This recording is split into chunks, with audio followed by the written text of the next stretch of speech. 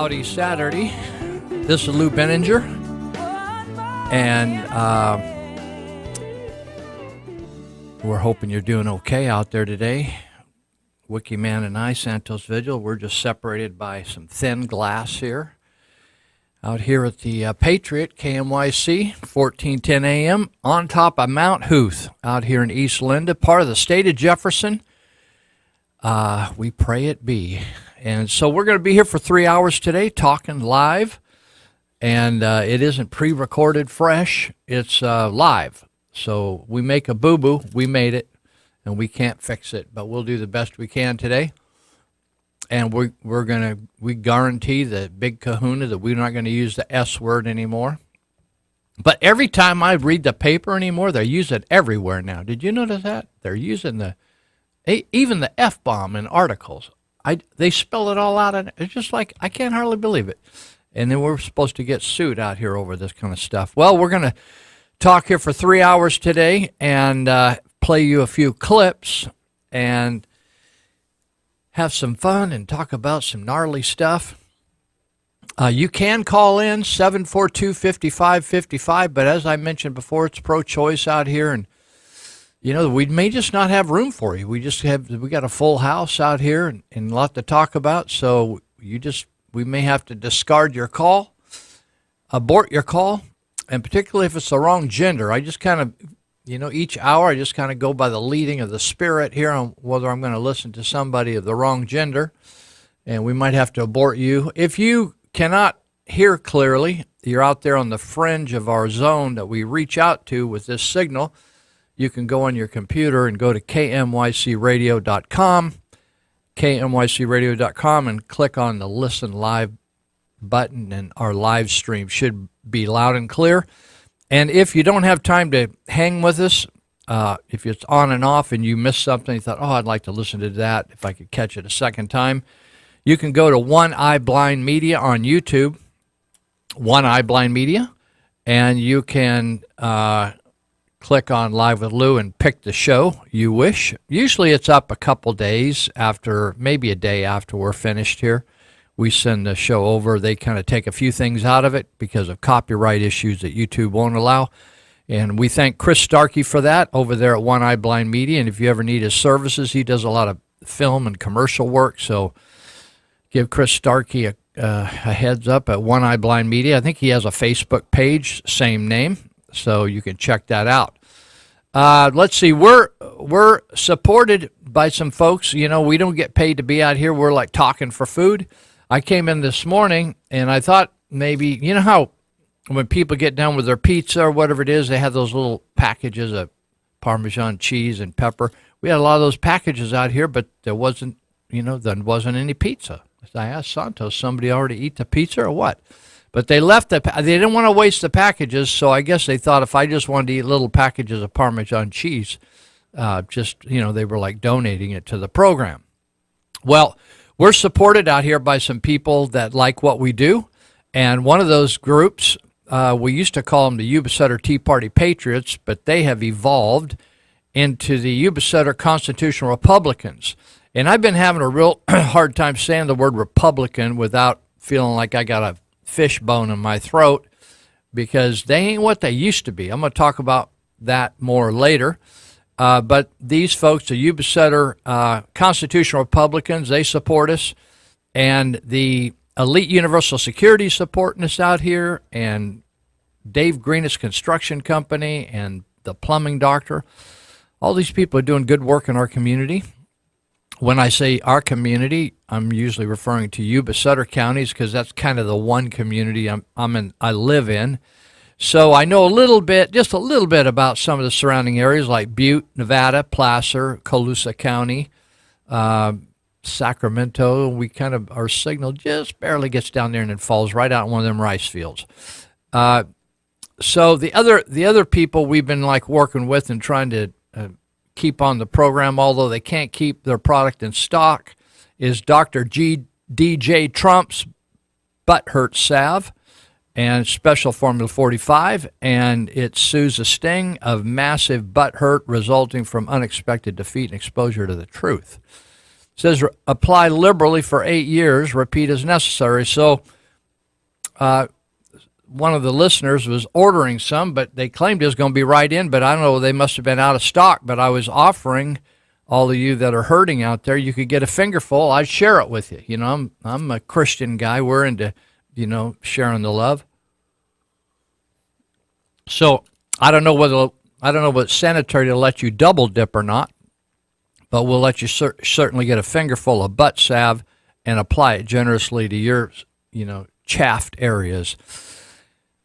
I am convinced that the socialist school system, our school system, our public school system was founded by socialists. Did you know that? Didn't even believe in free enterprise capitalism, America, or anything else. He's a socialist.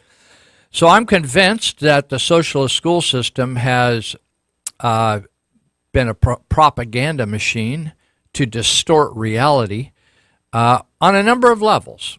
Constitution, the Founding Fathers, what slavery was all about, who the Ku Klux Klan was, da-da-da-da. So every once in a while I come across these incredibly fascinating stories about black people who were born into slavery. And, kind of the feeling you have or stereotype you have is these black people got brought over from Africa. It was all our fault, those white people over in America. We just got up one morning and thought, let's go get some black people from Africa.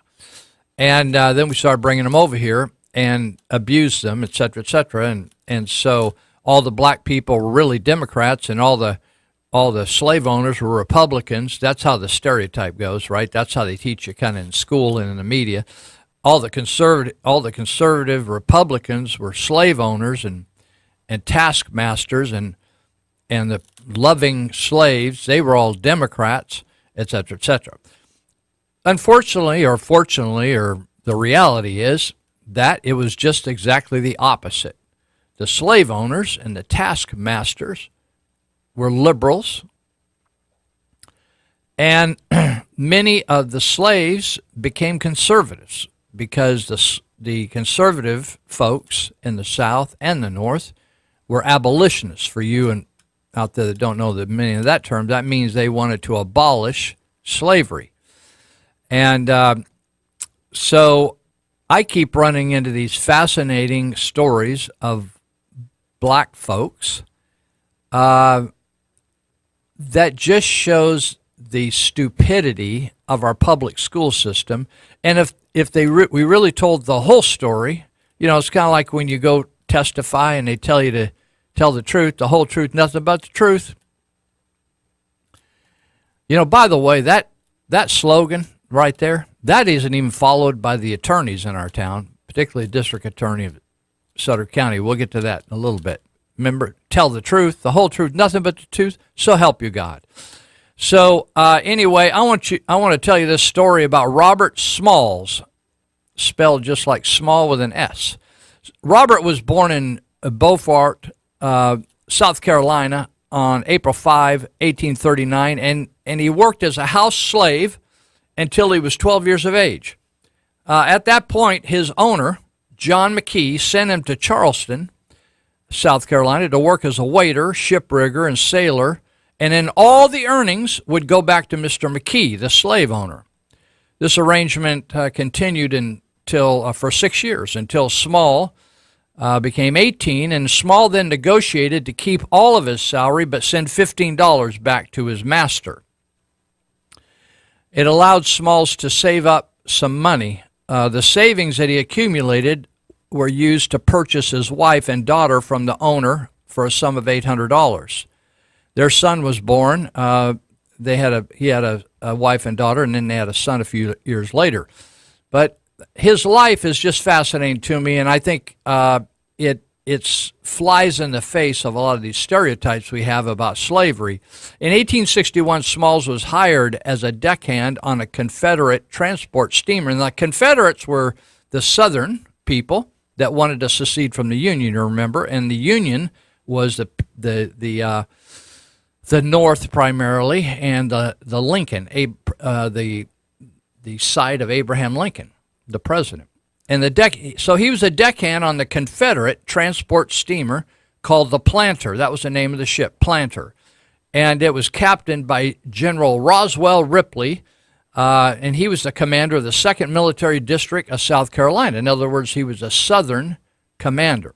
The Planter was assigned the job of delivering armaments to the Confederate forts. That's the Southern forts wanting to resist the North. On May 13, 1862, the crew of the Planter went ashore for the evening to enjoy themselves, and they left Smalls to guard the ship and its contents. Smalls then loaded the ship with his wife. This is so cool. Smalls loaded the ship with his wife, children, and 12 other slaves from the city and sailed the ship to the area of the harbor where the Union ships had formed their blockade. In other words, he defected. This trip led the ship past 5 forts, all of which required the correct whistle signal to indicate they were a Confederate ship. In other words, he had to get out of Confederate waters, and when he went by these forts, he had to give a signal that they would know the difference between a Confederate and Union ship, so they wouldn't blast him out of the water. Smalls eventually presented the Planter, the ship called the Planter, before Onward, a Union blockade ship, and raised the white flag of surrender. He later turned over all charts, a Confederate naval code book, and armaments, as well as the Planter itself, over to the Union Navy. So he defected from the South as a slave. He grabbed his family, a bunch of other slaves, and he commandeered the ship on his own over to the other side. Smalls' accomplishment is partly credited with persuading a reluctant President Abraham Lincoln, this is so fascinating to me, to now consider allowing African Americans to join the Union Army or to fight for the North, which up to that point he was reluctant to do so. Smalls went on a speaking tour across the North to describe the episode and to recruit black soldiers for the war effort. Now, all you folks that think blacks are hating all the whites and blacks are like hating all the people from the North, the conservatives, and they really love those Democrats like Schumer and Pelosi and all that, you need to study a little history that they're not teaching you in the public system because they don't want you to know it.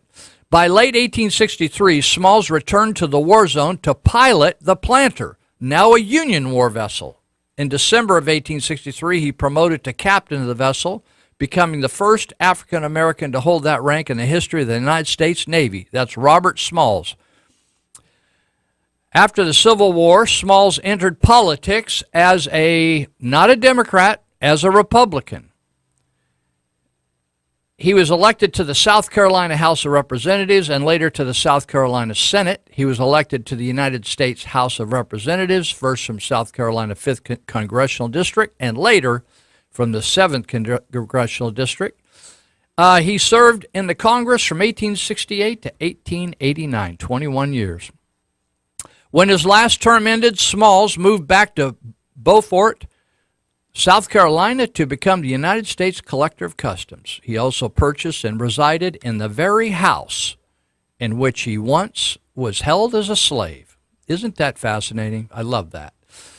Robert Smalls died in that city on February 22nd, 1915, and is buried with his family.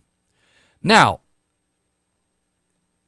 wouldn't it be wonderful if we taught wonderful, amazing stories of heroes like this man, who happened to be black, not like half and half, like Obama, but he's like a full black. So there's your history lesson for today. Much, much more rich and full and truthful than you're going to get in your local public schools. So there you have it. Now, I was fascinated. I got a text today from a guy who's been communicating with me from Loma Rica area. Loma Rica, if you're new to this area, it's in the foothills of Yuba County. And he had written a letter to the editor of the Appeal Democrat a while back telling how ridiculous the cost differences are between operating a car and just basic costs between car operations and other costs in California versus Oregon, because he'd made a trip up there. So this week, he sent me a text, and he had registered. By the way, this DMV thing is just absolutely out of its mind. I can't even remember who talked to me this week, but they were talking to the DMV, and they ran out of time to get their license. And so they were talking to the DMV, and they said, hey, just set aside a couple days, and come on over here, and we'll eventually get you handled. I thought, you know something? This is no different than a third world country. It is unbelievable, and people are just accepting it. And this guy was totally in shock that was telling me, but the DMV worker, without any hesitation or embarrassment, just says, hey, just set aside a couple days and come on over. I think they ought to put up some of those Bendorf Zoo tough sheds over there so people can stay in them in the parking lot. I saw a picture on Facebook of people sitting out there in lawn chairs and stuff outdoors, waiting to just get in the building. Well, anyway, this fellow contacted me from Loma Rica, and he was telling me about how he re-registered the DMV fees. Oh, you mean the one where Russia, where you bought the car? You know, I was going to play that this time, and I got goofed up. Wikiman's suggesting I tell this. Maybe I should just tell this Reagan joke about socialism, about Russia. What? Should I just go on with this? Just go on with it. He said, forget it. So anyway, this gentleman, he texted me, he said, Lou, I just registered my 2016 Ford F-250 pickup at $827. He said to register it, because he has friends in Oregon, so he double-checked up there. To register it in Oregon he said for the same amount of money, $827, I could register it in Oregon for 14 years. Isn't that amazing? And he said the $827 to register the F-250 2016 Ford pickup, the $827 was a 28% increase over the 2017 amount. Now, all these, Governor Brown he's just wetting his depends. And he's saying, all these stupid people, everybody can afford it. All these stupid people in California, we're spending this money on you, and, we're all dedicating this money to you, and you're going to screw up all this road construction and all this kind of stuff. And he's got the firefighters and all these unions, typical deal, firefighters, police, teachers, construction unions, all coming out. We can't live without it. Oh, my God. So anyway, this gentleman that wrote me said that this friend of his has a Chevy 3-ton truck, 3/4-ton truck. And it costs $112 for 2 years to register a Chevy 3/4-ton truck. They didn't mention a year. Now, I got me to thinking, because this big, Proposition 6 is going to be on the ballot, which is the repeal of the gas tax. Now, it's just not a gas tax. It's not repealing all the gas taxes. It's just repealing the increase, which started out at 12 cents additional gas tax, 12 cents per gallon. And then 20 cents per gallon on diesel, right? And then your DMV fee went up. If you just drive an old beater, it's about $25 minimum, up to $175 on top of what you're already paying. That's not replacing the DMV fee. That's on top of all the other DMV fees. Now, I just took this. Because somebody was telling me the other day, they were down somewhere in New Mexico or Texas or something. They said, Lou, the gas was $1 cheaper a gallon. So if you filled up your tank, a 15-gallon tank once a week, right? That was how much gas you used, one tank a week. And you saved $15 a week if you lived in Texas or New Mexico versus California. 15 times 52 weeks. $15 you'd save, $1 a gallon times 15 times 52, that's $780.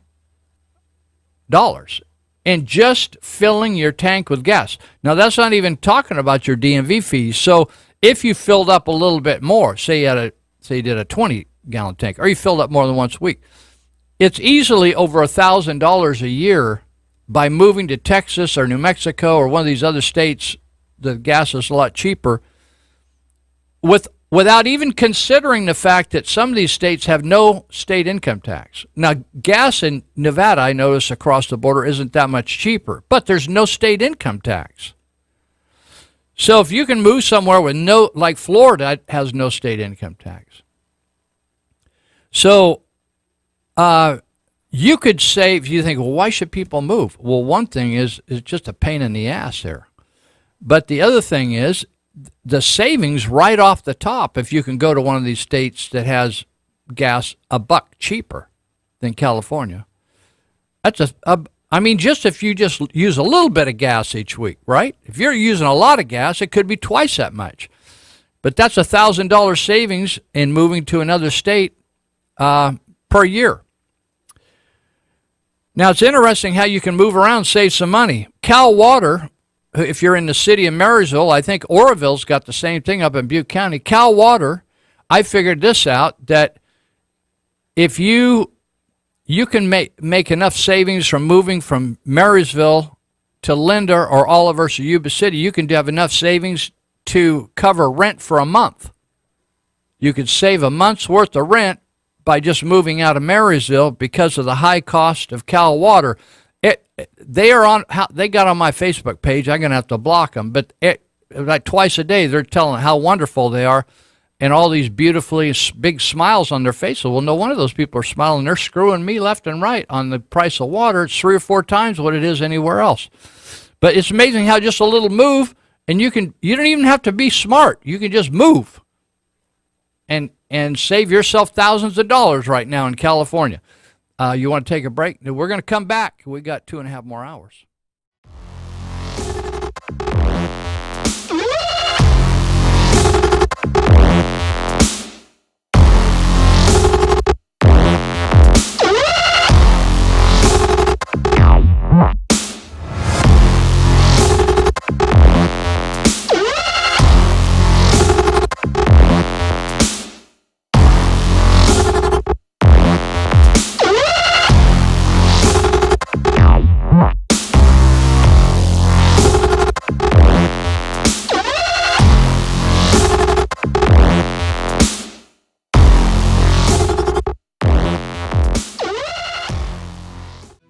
Bringing new meaning to the term first responders. Fellow community members stepping forward, volunteering their time to help others faced with what might be some of the most traumatic incidents in their lives. It's called the Trauma Intervention Program, or TIP. It's been used in communities across the United States for years, and its volunteers have been dispatched to provide what they call emotional first aid. A collaboration between police, paramedics, fire departments, and even hospital staff is making sure residents are emotionally taken care of in a time of crisis. Residents are volunteering their time with the Trauma Intervention Program, or TIP, dispatched to the scene of a fire, accident, or death to focus on the emotional needs of those left behind. It's just being there and being comforting, like a good friend or an extension of your family. Ready to assist, sit, and listen to community members in a time of tragedy. To learn more about the Trauma Intervention Program, visit yubasuttertip.org or call 673-9300. No. All right. We're back. A lot of action here on the technology here this morning all of a sudden. Eddie wrote in, and he wants to know who the lady is that sings the People song at the start of our show. You know, we kind of intro with that. People pay attention, do something, something, something. And that's Susan Tedeschi, Tedeschi, Susan Tedeschi. She's married to Derek Trucks, who has and Derek Trucks' dad, Butch Trucks, was the drummer for the Allman Brothers. But Derek is one of the top guitar players in the world, and not my opinion, people that know stuff. And Derek Trucks and Susan Tedeschi are married, and they have the Tedeschi Trucks Band, and that's her song. But if you try to find that song, it's kind of a little activist song, and I don't think they want to be activists, those two. But anyway, Eddie, that's the deal there, and he's asking me if I saw what was going on with the poop patrol in San Francisco, and Eddie says, you know how the old song goes? If you're going to San Francisco, be sure to wear a flower in your hair. He put in feces, and so anyway, we're going to talk about that later, Eddie. Hang on, we won't. We'll include all the gory details, and the other thing is we were talking about somebody leaving these little condiments in here for us to eat this morning, and Danny sent us a message. He's the manager over at Jersey Mike's Sandwiches. Jersey Mike's Sandwiches in the Walmart Shopping Center over there in Yuba City on Harder Parkway. And they got a special on sandwich here. It's called a Italian sub, and let's see, today they're promoting the Italian sub and the cheesesteak sandwich. I just told Santos I'll take either one of those, right? Lord, a starving guy never asks for a menu. That's what I know. If you see some people saying, "Oh, I'm really hungry," kids picking around the menu, they've eaten pretty recent. So anyway, Danny's going to help us with the sandwich. He said he listens to the show when he's on break out in his pickup. So thank you guys so much for checking in. I was talking about Cal Water and how if you move just across the bridge, across either of those rivers, it's interesting. Marysville, California is loaded with water. We're just full of water over there. You just dig. If you're digging and you're digging a hole trying to put a plant in, you'll just run into water. You keep fussing around down there and go too deep. And even during the drought, when people are like, "Oh man, my well, the level of water is going down. My well's freaking out." In the city of Marysville, we're all jacked up with water over there. Always got lots of water, but the Cal Water, that got control of that water 80 years ago. They have they're milking. They got us by the short hairs over there in Marysville. So if you can move, I happen to, I own a home there. I'm stuck there at my age. I'm almost 100. So I'm just going to ride it out unless they make it really uncomfortable, or God says move, like he did to Abraham when he was an old guy. They just said, get up and move, leave your people, leave your stuff, and get on down the road. So if that happens, then I'm on the move. But if you don't know God, you don't know what you're doing, you're just moving around looking for a good deal. If you moved across the river, either way, Yuba or Feather River, you can save yourself. The amount of money you could save in 1 year on water, you could pay a payment on your rent. Is that amazing or what? I had a guy contact me one time that moved into Marysville, and we were fighting the water company a few years ago over a California public utility rate increase, and we were arguing the case, and this guy heard about us, and he contacted me, and he says, he said, man, he got his first bill from Cal Water. He had sticker shock. He thought, oh my God, it's the most expensive utility I have. So, if you pay attention, you can save some money. Now, I just got also a text, hold on here, let me look, from Idaho, from some of the folks that moved over to Idaho, if I can find it here. And they gave me some of the car registration rates over there. And so these are some Tea Party people, some former Jefferson people that now they moved out of the state of Jefferson. They couldn't wait. So he says, Idaho vehicle registration fees are annual for passenger vehicles.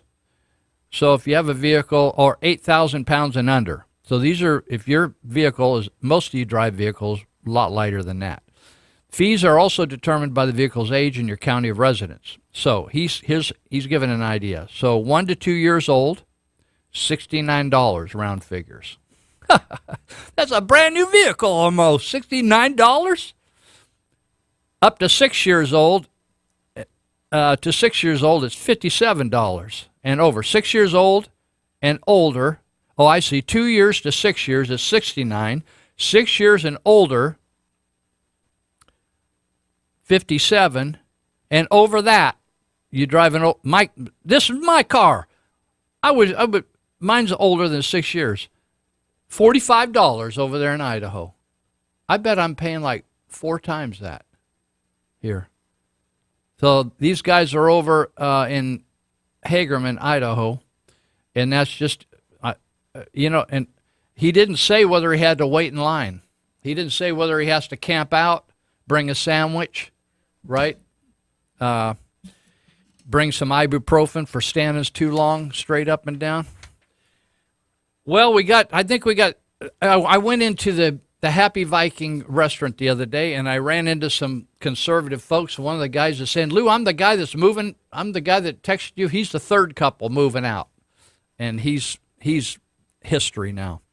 So that's that. I think I covered everybody. Hey, I wanted to mention trauma intervention program that I've run for, this is the 24th year. We are starting our fundraiser. We do an annual fundraiser about this time each year. And so we got a couple things going on. We have actually 2 guns. The Hank Sanchez Annual Memorial Golf Tournament is coming up on the 8th of September, and they have a gun. They said, Lou, we're also selling a gun or raffling off a gun. So if you're interested in a long gun, they have an AB3, this is an amazing, Stalker Combo. That's an amazing name for a gun.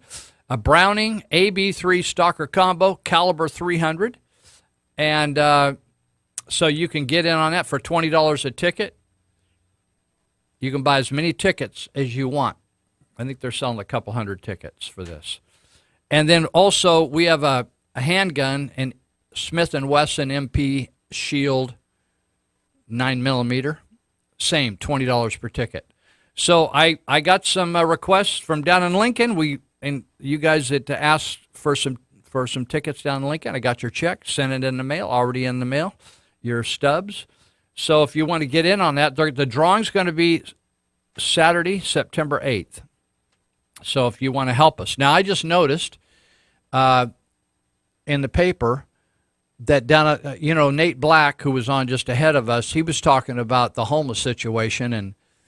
And you remember I talked about the homeless situation over the levee from Whitaker Hall down the river, what we call the river bottoms down in our area. We got 2 rivers. If you're not from this county, these 2 counties, we got 2 rivers, the Yuba and Feather, both have these river bottom areas that the homeless have just taken ownership of. Right? They just squat down there. So one day they were working on the levees. They were rebuilding these levees around here. And a guy, they were too noisy. The guy, they just considered these levee builders as neighbors, right? These homeless people. So they were starting to shoot at the people. They were shooting with a gun at the guy running the Caterpillar or whatever it is up on their levee. And they had to call for reinforcements. But the other day, some of those guys can't afford a gun, so one of them shot the other one with a bow and arrow. And so they had to extract the arrow from the guy's midsection over there at Rideout Hospital. And I think that's probably a first at Rideout. I'm going to have to ask them when I go over there next time how many times they've had to take an arrow out of somebody. But I was just wondering whether they were going to go after maybe the archery supplies and stop people from buying bows and arrows. If people are going to start shooting one another with them and just say, hey, we can't allow people to have bows and arrows anymore. If you've ever been under the false impression that the left of the country actually just wants you to be able to have a gun, but just have gun restrictions on bad people or mentally ill people, you're just really 180 degrees off. What the push is in the country is to take everybody's guns, period, whether or not people get shot with them. You understand that? Or maybe you don't. So Wayne LaPierre, who's the executive vice president of the National Rifle Association, he said this: if you want to protect your land, you have to remove the coyotes. In other words, if you're raising cattle or sheep or goats or whatever you do, you got to protect them from coyotes. And most Americans understand, he said, if you want to protect your neighborhoods, you have to remove those people who prey upon the innocent. So I've been involved over the last few months of removing some people from my neighborhood who are up to no good, and they attract an unsavory element, and there are all kinds of drug dealing going on, and we've almost finished. So I'm removing a coyote from my neighborhood. So anyway, the New York Times recently published an article that was critical of Attorney General Jeff Sessions and the Justice Department, their efforts to enforce existing federal gun laws to punish firearm offenders as harshly, as quickly as possible. I want you to think about that. This newspaper, the New York Times, claims to be the flagship newspaper of the United States of America, and they were critical of Sessions for, I thought these guys wanted to put bad guys behind bars that were using guns improperly, right? But they are attacking the enforcement of federal gun laws. Isn't that amazing? So the New York Times says that there was a 15% increase in all federal gun prosecutions under President Trump in the first 9 months of 2017.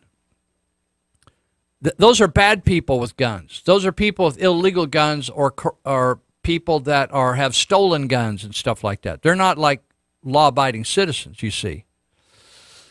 But then the paper went on to use this anonymous source to argue that this aggressive approach to enforce existing laws might be used to sap energy from further legislation or regulatory efforts to combat gun violence. In other words, take everybody's guns away. So, Thomas Manger, president of the Major Cities Chiefs Association, said bad guys have a real fear of federal prosecutors or prosecutions versus state prosecutions. In other words, federal boys get serious with it, where state guys kind of dawdle around, like our California Department of Justice. They don't have any spine down there. And so in other words, bad guys are afraid of getting prosecuted at the federal level. And that's what Jeff Sessions is up to, and he's doing exactly what, in other words, Trump is saying, we're going to protect the Second Amendment, and we're going to get rid of the bad guys with guns. Same time. Sessions said it's not good if we've got gun laws that say criminals can't carry guns, but they never get enforced. So under Obama and Eric Holder and the rest of them, they didn't enforce the federal gun laws. In fact, do you remember Fast and Furious? They were the guys that actually set up an operation to send thousands of guns into Mexico illegally and got some of our own people killed in it.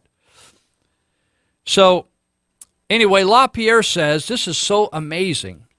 For absolute evidence of what Sessions says, in other words, the impact of taking bad guys off the streets with guns, he said you just have to go back to 1997. That year, a federal prosecutor in Richmond, Virginia, launched a program to prosecute under federal law every single felon, drug dealer, and violent criminal caught carrying an illegal firearm. The program was called Project Exile because federal sentencing sent the bad guys out of state to a federal prison for an extended period of mandatory time. Here was the impact. In that year, 327 people were indicted in Richmond. This is one city for federal gun violations. 440 illegally possessing firearms. 440 firearms were removed from the streets. They were illegal firearms. 300 persons were arrested or held in state custody.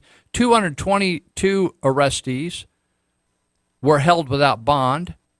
247 criminals were convicted, and 96 criminals were sentenced to an average of 55 months in prison. Now, this is what's really cool.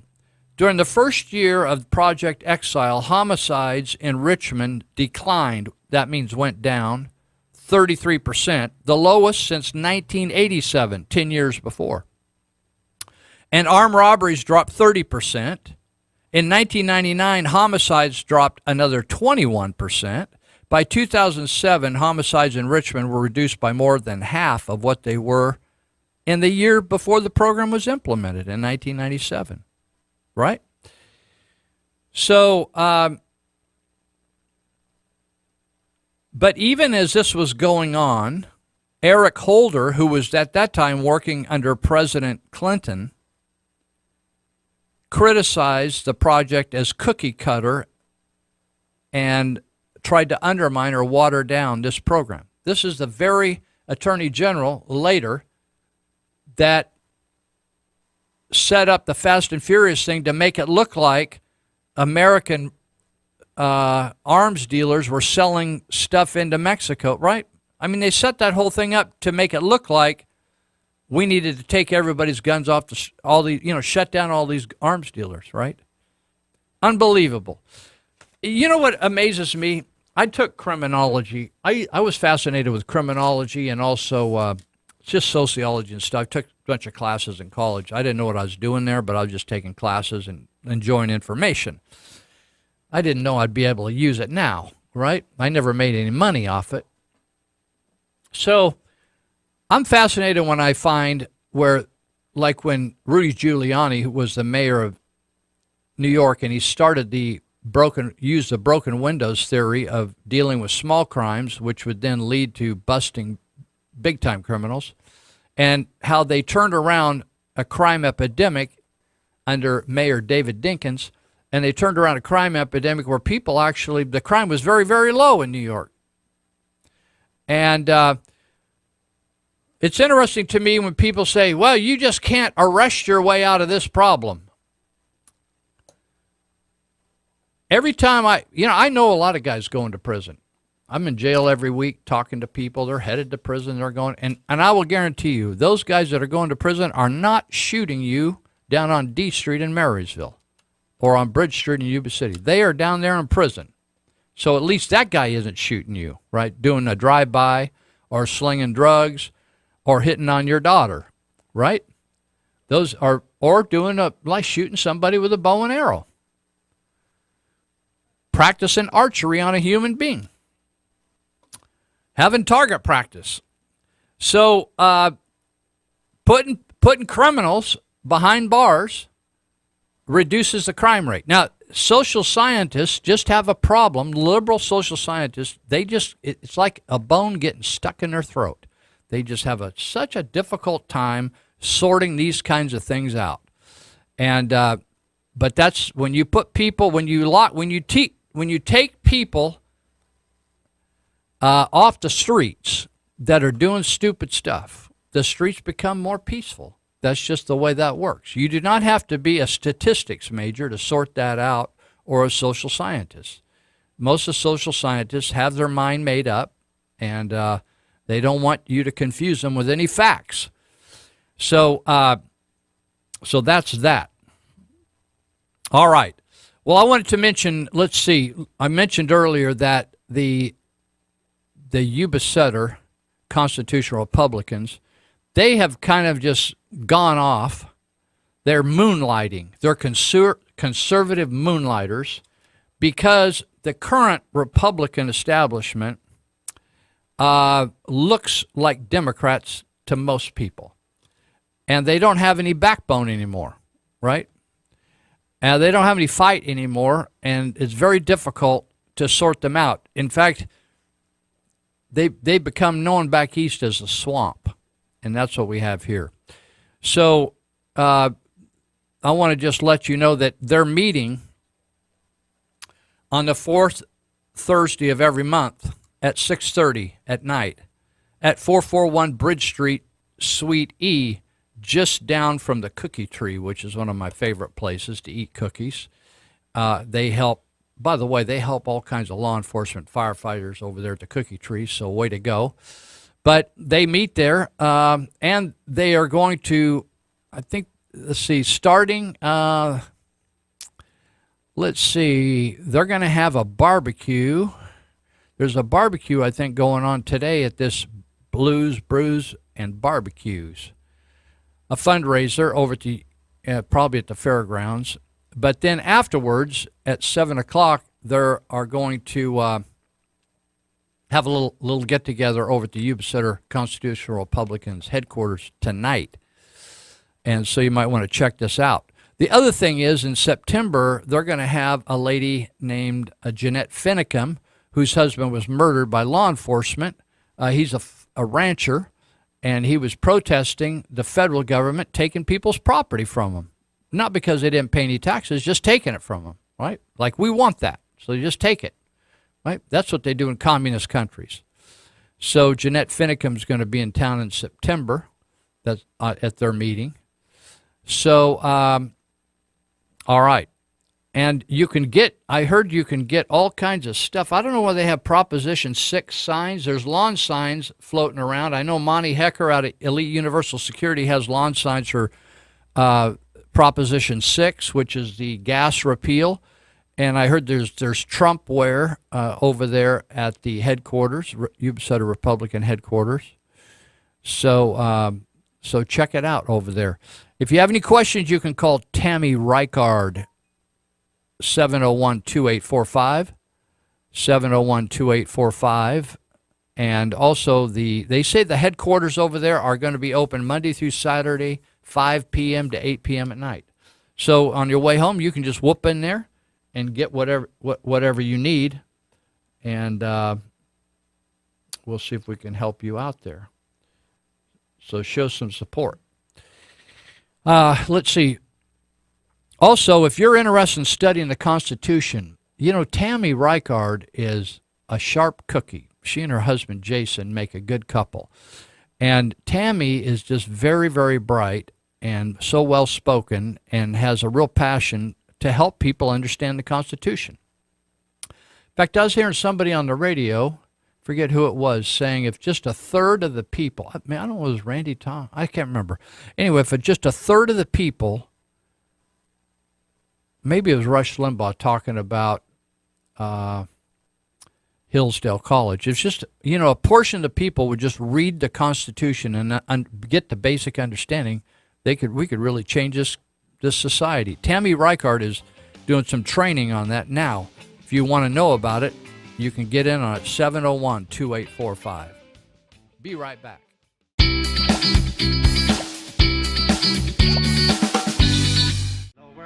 All right. Well, here we are. The Wiki Man and I are in our second hour. Wouldn't it be fun if the biology teacher at the high school over here at Marysville started to tell this baloney about Darwin evolution, and the whole class just started to laugh as it is a big joke? Every once in a while in juvenile hall, when we speak on the weekend, I'll ask them, if the President of the United States told you that he smoked marijuana but didn't inhale, would you believe him? I don't even bring up the name anymore because they don't even know who Bill Clinton is, right? They're only 15, and they don't teach all this in school.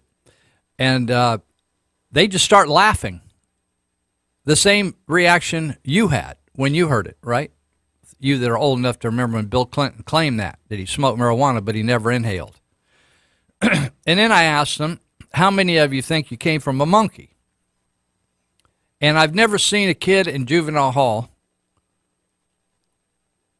highly intelligent or illiterate, that we have both, male or female, raise their hands and say proudly, yeah, I'm confident that my great-great-great-great-great-great-great-granddaddy was an ape. Well, I got a text from Idaho that said they went in and got their registration on their car, and they just had not 1 day or 2 days ahead of them. They just had one person ahead of them. So they just walked in, and everybody was waiting for them with a smile. So just do you mind waiting? We just need to do one person here. Well, you're next, right? You're next. Don't take a number. We got you. We actually know you. Isn't that something? It's just unbelievable. And people in California, it's so screwed up here. People have gotten so used to being screwed up. They just accept it. Did you see, by the way, that the whistleblower sent a letter the second letter to Governor Brown? I guess he ignored the first one. There's a photo of a gal at a party, at a lottery. The lottery people got together to have a party. He's got his head inside her blouse. Up top, right? Where the important parts are hanging. So these are our lottery employees, right? Having a party of employees. And we have a problem with teachers at Yuba City High School grabbing young girls' butts and boobs. Now we got a guy, and his head is inside her clothing. So he's disappeared inside there with her clothing over his head. And we're actually paying these people to work for us, and we can't get through the DMV. Maybe we should get the guy that's head up in her boobs. Maybe we should put him over at the DMV and put him to work over there so we can move some people through instead of like, I don't know. It's just like crazy. Is there any department, when I drive by in downtown Marysville, I just watch Caltrans people walking around all day getting paid $100,000 a year sipping lattes with the ID tags hanging around their neck. So anyway, unbelievable. Hey, I want to mention that if you want in on any of these gun tickets, you can just send me a check to TIP, T-I-P, P.O. Box 645, Marysville, 95901. I'll say that again later, but I'll say it again now in case you got your pen out and you just want me to write a $1,000 check and win this thing. So you can either put I want the long gun or the short gun, right? Browning AB3 Stalker Combo, caliber 300, or Smith & Wesson MP Shield 9mm. $20 each per ticket. P.O. Box 645 Marysville 95901, and tip. Just put tip on there, and then I'll shoot you back as soon as I get your check. I'll shoot you back to Stubbs, and then I will put the other half in the box, so you'll be in on the deal. So also Bill Beeler with Yuba Sutter Constitutional Republicans said after 5 tonight over at their headquarters on Bridge Street, he'll have those Proposition 6 signs available, and they'll probably have signs for other candidates as well. So let's all get behind this recall of this or repeal of this gas tax and take money back from the government. Let's see. Also, Monty Hecker with Elite Universal Security at 5548 Feather River Boulevard out in, however you want to call it, Linda or Olivehurst. It's just head south on Highway 70, get off of Feather River Boulevard exit and go out to 5548. And 24 hours a day, he's got a 24-hour-a-day security operation there. That's our headquarters. You can pick up Proposition 6 repeal signs there. If you're a tweaker, 3 in the morning, go get yourself a sign, right? Whether you can't sleep at night because you took some methamphetamines, just go get yourself a sign. Put signs up all over the community, you tweakers out there. Also, so Monty Hecker, he's always looking for good people. Now, you can't be a gunslinger. You can't be a person with lots of felonies. You got to be 18 or above to get a job with him protecting other folks. And you can call him at 749-0280, and you can check it out, or just go on his website. And you can, they advertise right on their website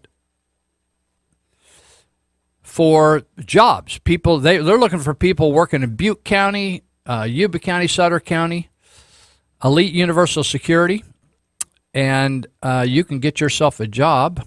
EliteUniversalSecurity.com, and they have all kinds of job opportunities. Butte, Chico, Redding, all over the place. And if you think, I really want to do that, but I need some training, they'll train you. And if you go on to api-academy.com, you can look at all when their schooling is happening, and you can take some of it online or go out there and do it face-to-face. So they have some classes coming up as well. Let's see. When are the classes here? I got it all marked down somewhere. So they have on September 1, if they get enough students, they'll do a taser class and pepper spray class. I always wanted to pepper spray somebody. I got pepper sprayed over there one day at Juvenile Hall. They pepper sprayed some kids, had a little fight over there, got a little overspray on me and hacking and coughing. So I got a little experience on the pepper spray, on being a victim. So if you ever wanted to spray somebody or tase somebody, go take that class. And Also in September, they have some classes coming up on September 8th and 9th if you want to get your concealed weapon class. And you can get that going and be happy about that. Protect yourself. Oh, I got some very cool, let me just share a couple of these stories. I get this magazine from the National Rifle Association, and I thought a lot of times I thought it was just full of advertisement, but there was some good stuff in here. I got so excited reading it. And these are just people taking care of their own life. I love this. Studies indicate that firearms are used more than 2 million times a year for personal protection, and that the presence of a firearm without a shot being fired prevents crime in many instances. Shooting usually can be justified only where crime constitutes an immediate, imminent, life-to-life, limb, or in some cases, property. Hold that thought. So, I love this. On Father's Day, a day when men spend quality time with their families, a pastor was required to defend his loved ones and others with a gun. Most pastors are spineless people, but at least this guy wasn't. The father acted after a man was creating havoc in the area. The armed citizen, the pastor, was in line at Walmart near Olympia, Washington, when he heard gunshots coming from outside. He said he recognized the sound as gunshots because he had gone through an active shooter training and carries concealed. The troublemaker was attempting to carjack the vehicle and had shot the driver 2 times. That was when the pastor started to close in on the subject. And I love this. I said, go get him, pastor, shoot the dude. Once he was within range, he fired after the gunman fell out of the car. I love this part. I could just see him falling out of the car. The pastor made sure he was no longer a threat and started to administer first aid to the guy. Right? He says, I carry a firearm for the same reason I carry a first aid bag, hoping never to have to use them, but always being prepared nonetheless. All right. This is just, these things, I love it when people just take charge. He says, a would-be thief at a Massachusetts grocery store used a large knife to hold a customer hostage while he robbed the store. A clerk had a personal firearm and shot the perpetrator 3 times, prompting him to drop the knife, and he tried to flee. The wounded man was later taken to the hospital with non-life-threatening injuries. How about this one? You ever had a sleepover had your kids over for a sleepover? Hold this thought. A Tennessee teen who was invited to a friend's house for a sleepover apparently decided he wanted to sleep with the friend's mother, and not in a consensual way. When he allegedly entered the mother's bedroom and tried to force himself on her, she responded by kneeing him in the groin, pulling a gun, aiming at his face, and telling him to get out. He listened. The 18-year-old faces sexual assault charges in Lexington, Kentucky. And finally, an employee at a pizza restaurant in Florida used a personal firearm to save his life late one night, successfully stopping someone who ambushed him after the store closed. The bad actor in a clown mask allegedly started to beat the employee with a piece of wood, sending the worker sprawling to the ground. Even though he was being attacked, he was able to pull a concealed firearm he has and fired multiple rounds at the subject. I love these stories. That's better than watching television. Well, you can go get your firearm so you could fire multiple rounds at a subject, or you can get a taser and go tase somebody.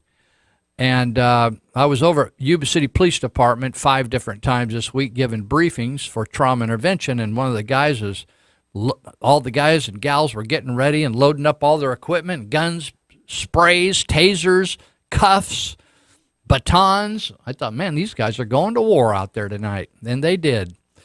They were like firing up those tasers. I thought, go get them, guys. People out. We got guys shooting bow and arrows at people out there in the Yuba Sutter area. So anyway, check out Elite Universal Security. You can go there 24 hours a day. You're tweaking. You want them for something to do. Go out and install Prop 6 signs all over the community and make good use of yourself. Redeem the time, the Bible says, you tweakers. Go out there and do it. And also, if you want to go by at the headquarters for Yuba Sutter Republican Conservatives, or Conservative Republicans. All these names are so complicated. I just did too many drugs, is the problem is. So anyway, go over there at Bridge Street by the cookie tree and get yourself a Prop 6 sign. Just don't sit around and think it's all going to get better while you sit around and drink your little Budweiser. It ain't going to change a bit. In fact, it's liable to get worse. So tomorrow, these guys, these conservative Republicans, will be on here at this same station 1 to 3 in the afternoon. So check it out, listen to them, pay attention, go do something, get involved. You know, let's be like Robert Smalls, the guy that stole the ship, right? Stole the ship, loaded up his family, loaded up a few slaves to boot, and booked on out of the harbor and turned into a real Republican, right? Said, I'm a closet Republican because I'm a slave over here. And among all these Democrat slaveholders, but I want to be a Republican. So Robert Smalls, look him up, and he's a hero. First guy that joined the Navy, captain in the Navy, Robert Smalls, black captain. Abraham Lincoln didn't even know whether he should put these people in charge of. He didn't even give them a bow and arrow. He wouldn't do a gun or a bow and arrow.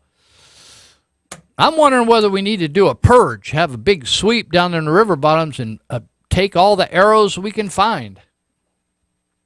Right? Man, oh, day, it's unbelievable out there. Is it not unbelievable? All right. Help a brother out here. Let's see. Well, all right. You know, there's a cool thing going on. Did you know what's going on at Glad Tidings today out there at the church? They're doing this. You know, I don't even know whether you've met him, Mike, out at Glad Tidings. He moved up here from Yolo County, and he's connected all over the universe on helping in tragedies, right? And so we've been getting all these.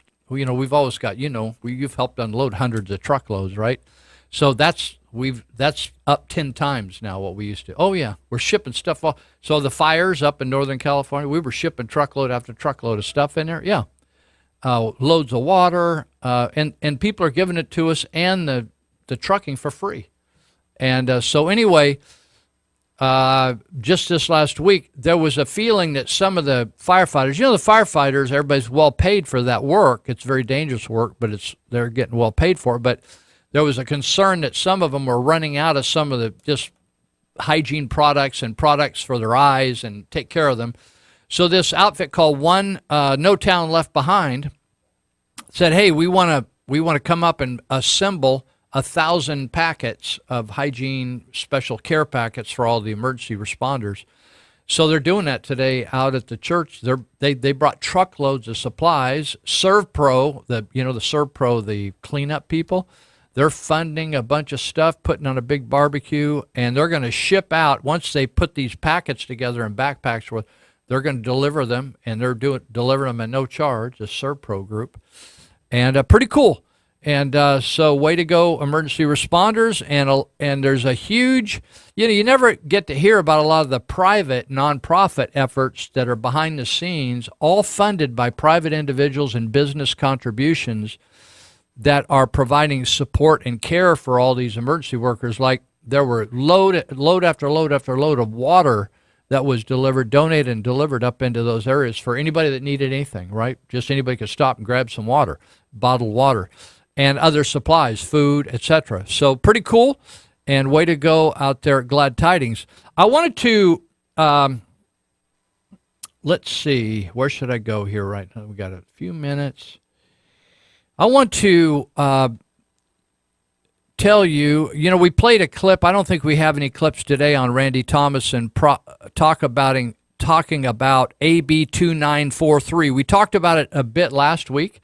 AB 2943 is a legislative, a new law going through the legislature that has been passed, I think, by 25 of 26 Democrats to get it up to where it's moving towards Governor Brown's signature. And the law basically says that it's forbidding people to talk to homosexuals or transsexuals about their lifestyle if they need help. Or, for instance, nobody's tackling anybody and forcing anything, but if they came to you for counsel, and you were a counselor or you were a pastor or you were something, and someone came to you for counsel and said, listen, I'm having a tough time in this area of my life. I need some input, da-da-da-da. And so this AB 2943 is forbidding anyone anywhere in California ever to speak anti or encourage someone or counsel someone to leave that type of lifestyle and go back to being what they were designed for. And so, in other words, you can get arrested. So anyway, Randy Thomas has been talking about that. This is actually a violation of the First Amendment. In other words, you should be able to talk to anybody about anything you want. And if they want your help, regardless of whether they want to get off drugs or they want marriage counseling or they feel like they're an adult, they want to have sex with children, or whether they were a male and he thinks he's a female, or female thinks he's a male, she's a male, or whatever, you should have the right, you have the right, not you should, you have the right under the Constitution to talk to them however you wish, even if you give them the wrong advice, right? You ever got any wrong advice in your life, even from a counselor or from a pastor? Yep, I have. So, when we come back, I'm going to read you a statement that the Church of Glad Tidings has stated and is placed on the internet, and I think placed on the Facebook, putting a thumb in the eye of these legislators and saying, our relationship has come to pass. In other words, you have left First Amendment territory and you're out there in some kind of communist totalitarian deal. We're not going that direction, so don't be coming by here. So are we taking a break? So we're halfway through our 3 hours. It's about 10:30 for you out in Olivehurst and Linda, if you care. It's in the morning, by the way, for you tweakers. So wake up. We'll be right back.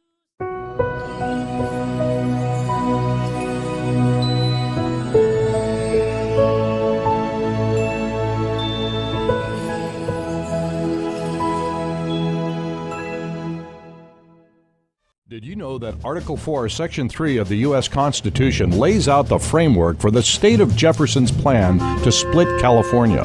A state can be formed from the land within another state if the state legislature and Congress approve it with a simple majority vote. 51% is all it takes. Your vote doesn't count in Northern California. California is broken and the time has come for 51. Please visit soj51.net and donate now to show your support. Check out the Territorial Dispatch. Papers are weekly and can be obtained free at distribution or by mail through subscriptions. Only locally owned and operated newspaper in the region. The paper is the rest of the story. And also check out the E-Territorial. It's an online version of the Territorial Dispatch which features local news and events for the Yuba Sutter, Colusa, and Nevada County areas. You'll also find daily and breaking news updates, current traffic, and weather information along with a calendar of local events. Visit the E-Territorial at eterritorial.com.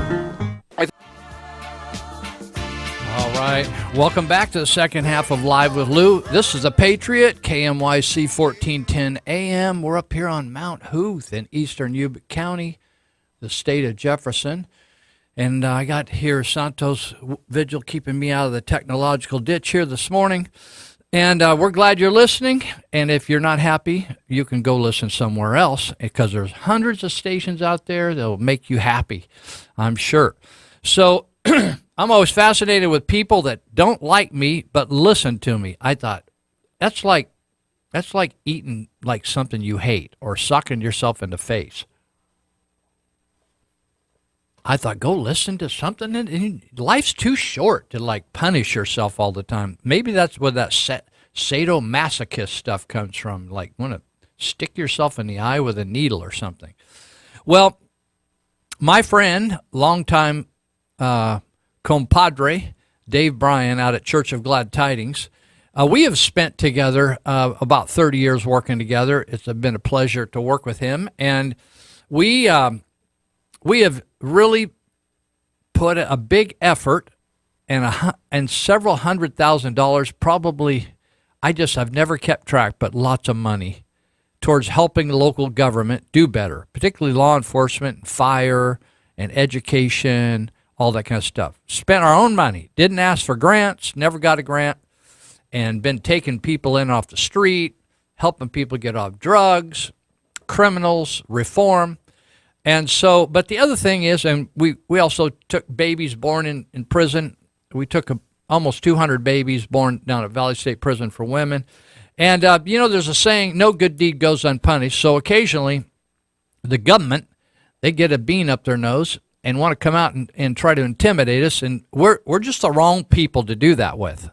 So whether you're a lawless person or lawful, we had Carl Adams, the old corrupt district attorney, wanting to arrest Dave one time, and then we had the the county social work people and the state of California wanting to arrest 7 of us one time, cited a bunch of us, and we've just had, every once in a while, we just like any family, you have your differences sometimes. You have a little squabble and you need to sort it out. So we've had to sort it out. So because, as I was talking before the break, this AB 2943, which is now, let me give you a little background to this. We had a scrap over us helping single moms that were struggling to get back into normal life after prison, and we took their babies to raise them until they got out, so then we helped them get on their feet, and the state didn't like that, and we said, so they wanted to take us to court and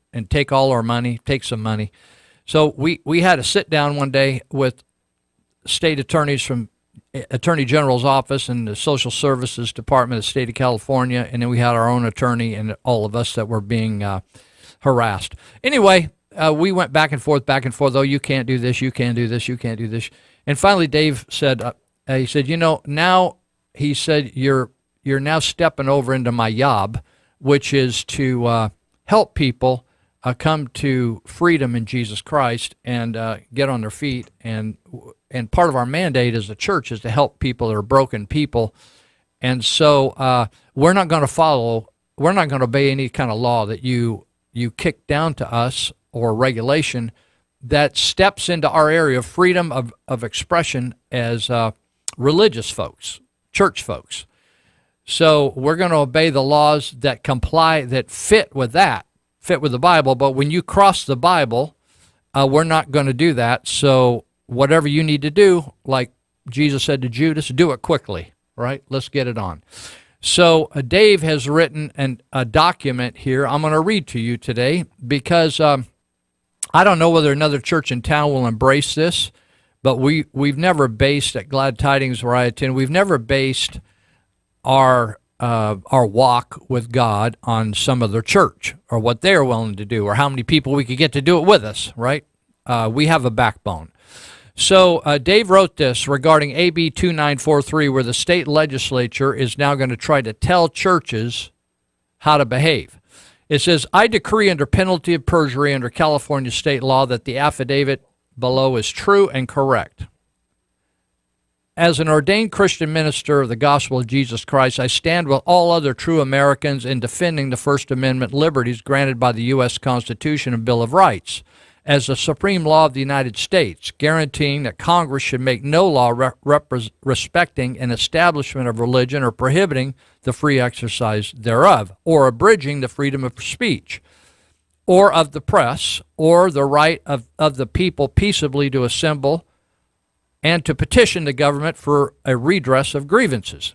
Furthermore, we will stand with any and all American citizens in the defense of this fundamental American right to express our wide and varied beliefs without state control or censorship, so long as these sundry religious expressions are not commonly deemed to be detrimental to the well-being of the community or to the specific individuals within that community. We are always and forever committed to the defense and preservation of these ideals. With this affidavit, while this affidavit applies widely to all matters of governmental control over religion, Of particular interest just now is the anti-American, anti-Christian State Senate Bill AB 2943, recently passed by 25 of the 26 Democratic senators, prohibiting the church to counsel anybody of any age regarding sexual identity disorders or gender confusion. This is both unconstitutional and unconscionable for genuine, authentic Christian leaders and demands a response from freedom-loving Americans. So here it is. Quote, "We will not comply with the unconstitutional and unconscionable California State Senate Bill AB 2943 that clearly violates the long-held American values of freedom of speech and freedom of religion, but will instead resist this attempted breach of constitutional liberty in every way and by all means possible without compromise or reprieve." Dave Bryan, Senior Pastor, Church of Glad Tidings, Yuba City, California. Now, this stance is not brave, it's not heroic, it's not incredible. It's like ho-hum, everyday stance of just normal people in America. Shouldn't even have to do with Christian. It's our constitutional right to have freedom of expression, freedom of speech, and no government should tell us how we can counsel people or what we can tell people. That is totally absurd. Now this, please don't think this is an extraordinary thing he's done. He's just simply saying that on behalf. Now, I'll guarantee you that some people at Glad Tidings will leave the church over this, but we've never fretted over people leaving the church that were confused themselves over their rights as Christian people or their rights as Americans under the Constitution. We do not follow the precepts of legislators. We follow the Constitution. When they run aground from the Constitution, then they run aground, and we just move forward. That's why the Founding Fathers were afraid of a concept called tyranny, or a state called a tyrannical government, where government people get so full of themselves, they start looking in themselves in the mirror and thinking that they're something they really aren't. They're a legend in their own mind. So I wanted to state this. Maybe maybe you haven't heard of this AB 2943, or to me, it's not even the issue having to do with sexual stuff. It just has to do with our rights as human beings and our freedoms as Americans. That we have the right to go places, to stand up for stuff. And maybe we're going to have to pay. Maybe if you are wearing a MAGA hat, Make It America Great Again hat, you're going to get some harassment for somebody that doesn't agree with you. But the fact that you're going to get to wear that, and if you may have to, the fact is, so many of us have taken freedom for granted, and that somehow it's not going to cost you anything. And most people, fascinating to me, aren't willing to pay anything for freedom. They just aren't willing to sacrifice a bit. Now, I'm going to move on from this to something else, but it's related. A lot of people, there's a difference between having loyal employees or coworkers and yes men and women. Loyal versus yes men and women. And so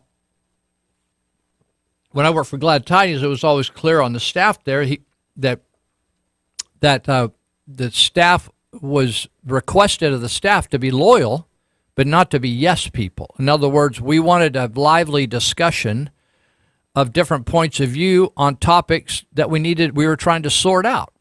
And then we would come to a decision and come out of the room on the same page, hopefully.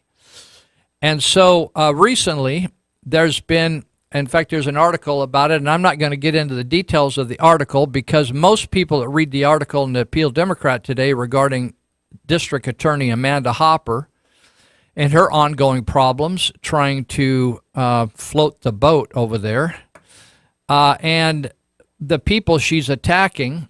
There's an article in the paper. I'm not going to get into details because most people don't even understand.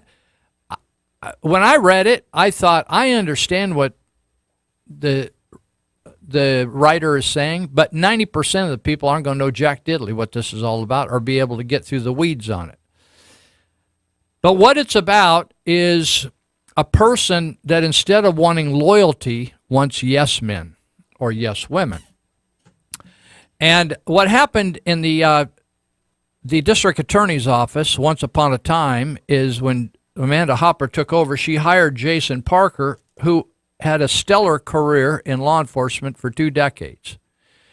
And she also had many other good employees in her department. Another one was David Williams, who had spent a couple decades over in the sheriff's department and then came over to the district attorney's office. And anyway, Jason Parker, who was the head investigator, chief investigator over there, got along famously with everybody, and they were having much success in arresting criminals and perverts and getting them at least into court. What happened in court was then another story. But all of a sudden, things went sideways over there, and they went sideways right after a married investigator by the name of Brandon Oakley. There was rumors that he was having relations with the district attorney. There was rumors amongst the employees. And so Parker, as the chief investigator, felt it was incumbent of him, or it was his job, to talk to the district attorney or talk to the employee, Brandon Oakley, and because he hired him, and explain these rumors and just say, listen, you're a married man, and these office romances, if that's what's going on, I don't know, but if that's what's going on, they can't be happening. It's going to cause problems. And then he went and talked to District Attorney Hopper, who was recently divorced. After that, Mr. Parker was now being targeted for removal from his job, and there's been a lot of foo-for-ah. He did this, he did that wrong, he committed this crime, he told this person that. And so he's been summarily removed. He was put in, sent out to Office Siberia, and then he was fired. And so he has a lawsuit against the county, and it ain't looking good for the county. Let me just help you here. I'm not going to get into the details, but it's not looking good for the county. Because the more that comes out, it's when people lie, eventually, it's tough to keep lying and covering for yourself. That's a problem. So, and also David Williams, Amanda Hopper, for some reason, 2 days before David Williams was to retire, she went in called the Appeal Democrat and said, "Hey, by the way, these two guys, these guys have lied, and their character has now been tainted." That was a problem because now all these different cases that have been working through the courts with these guys' names on them have now been backlogged, because now we have the DA saying that some of our employees are tainted, but these are the very guys that have all these cases going through the court. So now there's an article again in the paper. Now, why am I talking about all this today? Well, because it's connected. All this is connected to the grand jury report that Mr. Aronson will not release, because the grand jury got some complaints and began to interview some of the parties involved in this going back and forth and all this gnarly stuff over some of these people arrested. And I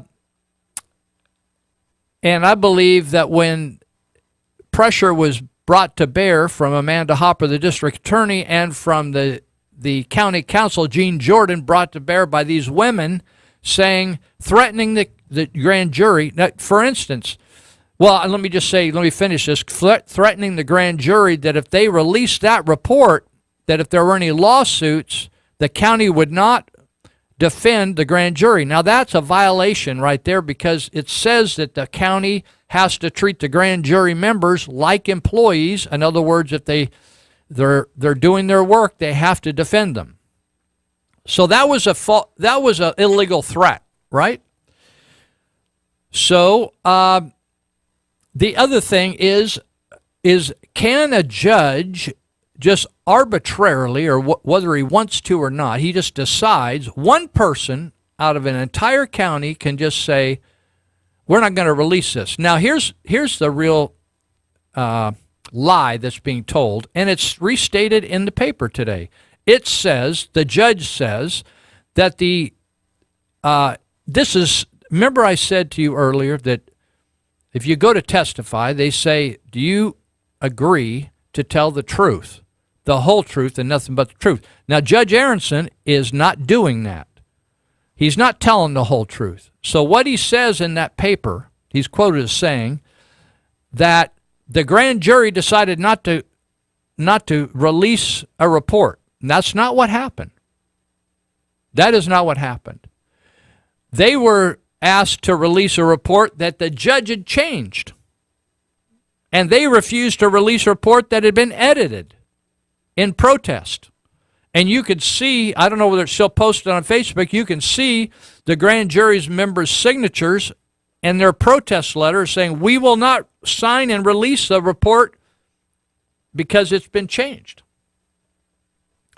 So instead of saying that, he says the grand jury just decided at the end of a hard 12 months of work that we just decide not to put out any report at all. Now that sounds really stupid, doesn't it? 5 days before they do that?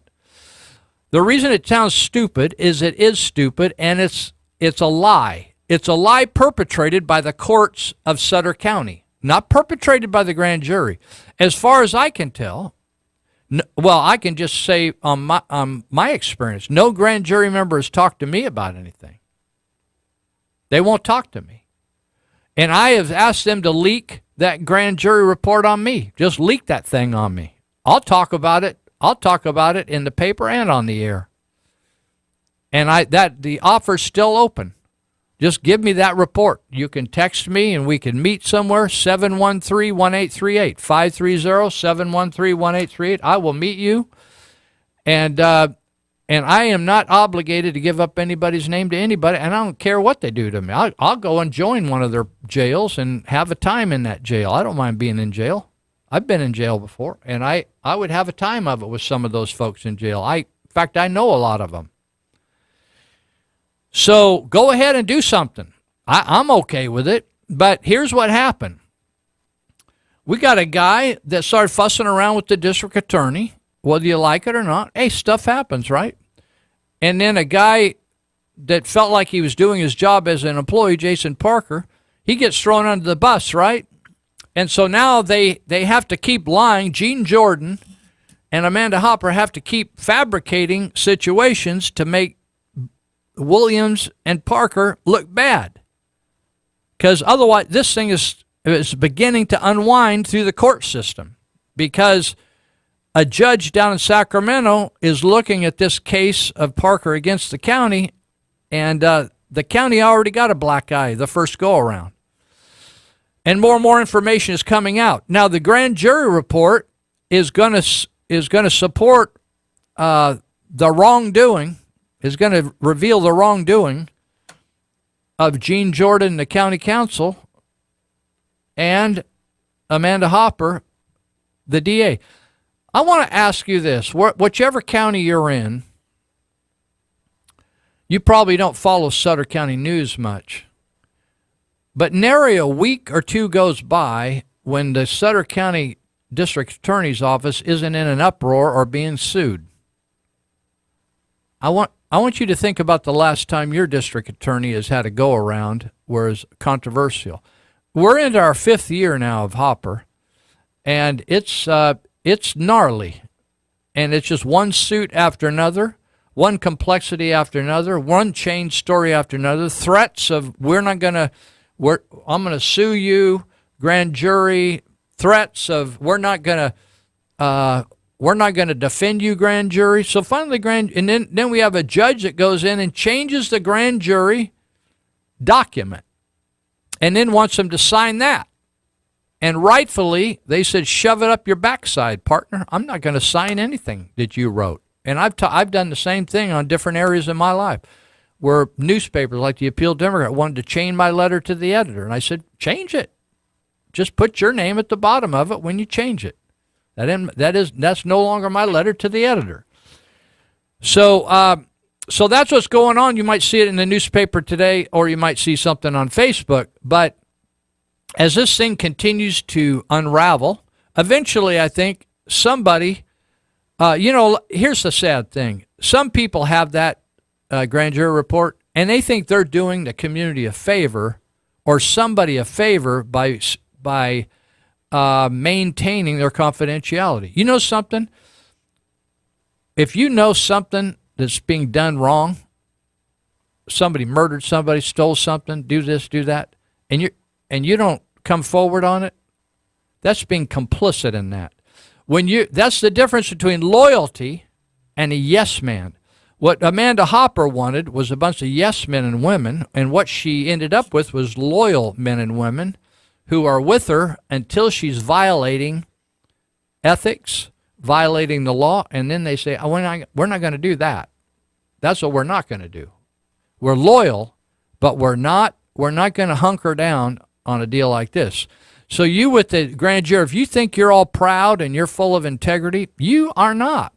And hiding a document that the people of Sutter County have a right to read, digest, debate, the whole thing. It may not be perfect. There's no grand jury document ever made that was perfect.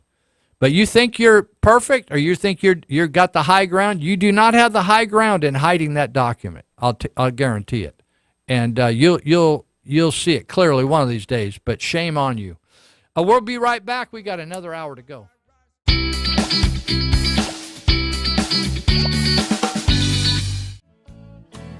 All right, welcome back. We're in our last hour, and we just got a delivery. Made my day out here. We've been waiting for some supplies to come in for years, and we thought the big kahuna that runs this station would help us, but all we got was condiment packs out here. So Danny was just here, and he's the manager of Jersey Mike's Sandwiches out there in Walmart Shopping Center, and over in Yuba City. There's one in Linden, but there's one in Yuba City. That's where he is, at that shopping center on Harder Parkway. So that's off Highway 20, right? And so he said when he dropped off some sandwiches for us, we're going to party here in a minute. So I didn't want to talk with my mouth full, so I'm patiently waiting. I can hardly wait. But he dropped off some sandwiches out here, and he said that if you go by today at Jersey Mike's and tell them there when you order your food that you heard about it on Live with Lou, they'll give you 20% discount. So that's a big discount. So we got a big old pile of food out here we're going to enjoy, and this will be my first experience having one of their sandwiches. But Danny says he listens, and he said something about we helped him with his 3-year-old son somehow. I don't know whether it was about schooling or something, but something made me feel good, because some days you're on the radio, you don't know whether you're doing any good or not. You're just talking. So that made me feel good. Particularly, I'm interested in kids. We do a lot of work with schools and through the church and stuff, and made me feel good. Help a little youngster out and his parents. So way to go. So go out to Jersey Mike's Sandwiches at the Walmart Shopping Center at Harder Parkway at Highway 20 in Yuba City, and just tell them you listened to the radio show and heard about their sandwich shop, and they will give you a little break on the price, 20%. I'd do it. So I don't know what their hours are, but maybe if he listens, he can text me his hours, but I'm sure they're open most of the rest of this day. And go have yourself a good sandwich. Take your kids over there and eat. So thank you. I wanted to mention to you, we talked earlier about Proposition 6, and the government is saying, it would be the worst thing in the world to repeal this tax. It's like you owe it. You're not going to get your roads fixed. People, the state of California is just like the county of Yuba. The revenues are going up every year, and it's how you spend the revenues that makes the difference. Now, certainly the state of California has a lot more flexibility on their revenues, but they have chosen to waste billions of dollars on foolish programs, foolish things. and ignore, and purposely, this has been a purposeful ignoring of the roads of our area. And so when you're driving down the road or you're doing this or that, and you see something along the roadways that's crummy, cracked roads, screwed up bridges, that's a purposeful misappropriation of funds. Now, the legislature passed this increase in gas taxes and DMV fees. And so what's happening here is you would think that the money is going to roads, wouldn't you? But here's what happened just this last week. Jerry Brown has been in negotiation with the state highway engineers. They have a union, as all these employees do. It's called the Professional Engineers in California Government.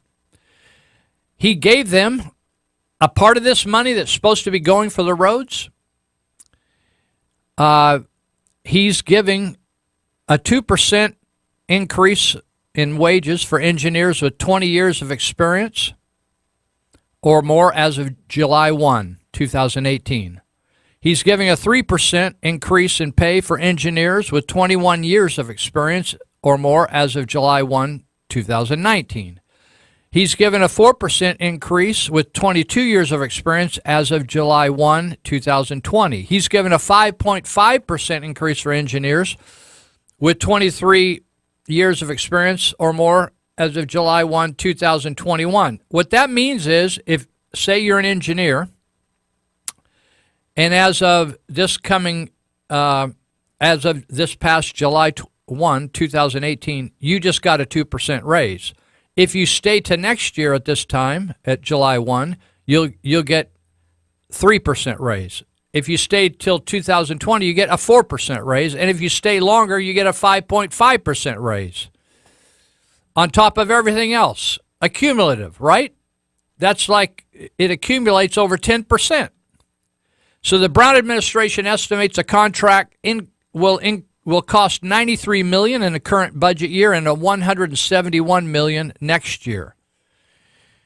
So Brown's justification is that Caltrans is building up his staff to execute projects funded by Senate Bill 1. That would be your gas tax bill that was passed by the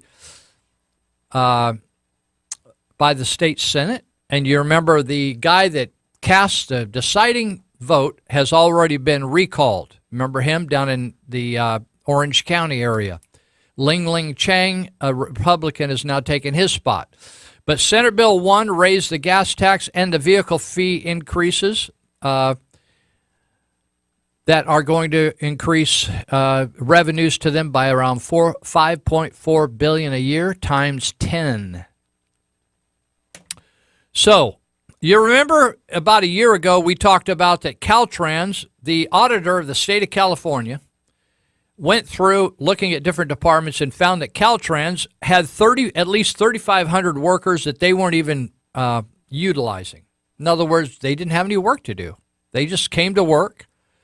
They decided to take a break. They went down to their Starbucks or the Brick Cafe in Marysville, got a coffee, walked around, decided to go back to work, sit around, talk a while, push some paper, and really they didn't have anything to do. But Governor Brown would not release them.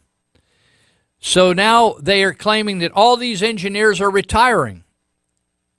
And he's trying to convince them to stick around. So he's giving them all these fantastic raises out of the money that you were assessed, right? That you've been assessed. So I want you to think about that. I don't know when you got your last raise, but there always seem at the state and county level, as long as you're breathing, you don't have to perform well. The raises in government are not performance raises. They're longevity raises. If you just lasted another year, you got yourself a raise. So I just wanted to clarify that when you think about all your taxes are going down the tubes. That's what's happened here. And here is we've been talking about the illegal advertising done by the state and county and cities to corrupt people's minds to convince them to tax themselves higher. The government is not supposed to use our tax dollars to lobby us or propagandize us to spend more money on taxes. And yet, if you drive around at these highway construction sites or bridge construction sites or culvert construction sites, you'll see your money and your people at work because of SB1, right? Well, all that's doing, that's to me, that's promoting taking more and more of your money, and it's actually advertising against the repeal. They should not be advertising against the repeal. That would be up to the voters to sort out on their own. The government should be neutral on that, right? So that's the same thing that the Yuba County Board of Supervisors did, took hundreds of thousands of dollars of taxpayer money, hired consultants on how to best connive and convince people to spend more of their money to give for pensions and health costs. Now, it's interesting that none of these counties or cities will even bring that up. Because if you say to the county residents or city residents, state residents, we want another $2 billion, $3 billion, $4 million, however million, billion, zillion, we want that to raise pay and to pay higher pensions that no one in the private sector can afford or have, and Cadillac health policies that no one in the private sector can afford to have when they retire. We want more of your money to do that. You know, hardly anybody would vote for that. You know that? Even though they might be their best friend and next door neighbor, they would not vote for that.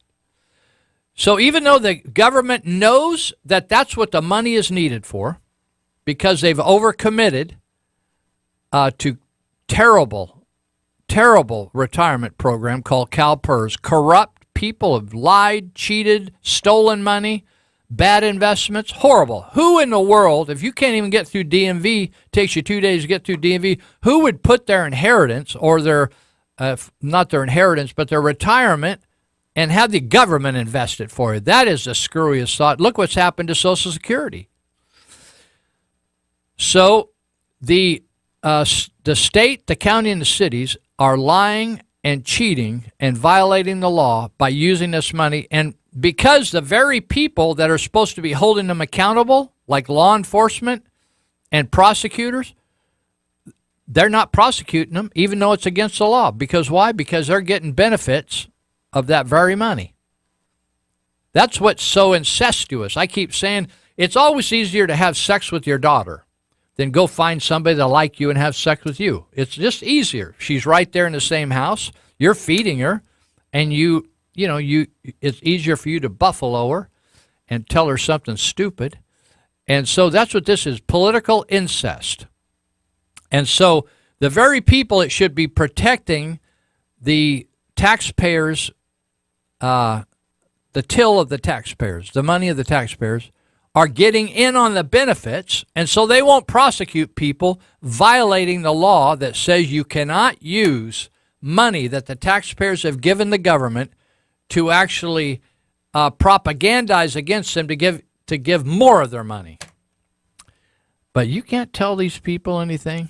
So that's that. I want to go up. Man, I'm telling you, there's a couple other things I really wanted to spend some time on here, and I'm looking for it right now. There it is right there. I need to just scroll up here to the right spot. Now, there's another thing that's going on that is also government violating the law. And they just are just bold, and no one will say a thing. They're just letting them get away with it. And say, oh, like some people locally say, oh, upset about the Sutter County grand jury document. They said, well, we wrote a letter to Xavier Becerra. When Xavier isn't like massaging himself or looking at himself in the mirror, he ain't doing jack diddly for anybody in this state. He's all, he just likes to like comb his hair and stuff. So do you know what Proposition 26 means? Proposition 26, or the supermajority vote to pass New Taxes and Fees Act, was passed in November 2nd, 2010. That means that when the people of the state of California says if you want new taxes, you got to pass it with a 2/3 vote. They call it a supermajority, right, at the state legislature. And they did that. They pulled that off on this road tax. But that was a limitation on government that if they wanted to pass new taxes, it's the same with the Proposition 218. If you municipality like Yuba City or Oliver's Public Utility District, they want to raise utility taxes, they got to get 2/3 vote. Well, these governments are using every little way to finagle more money out of the Treasury.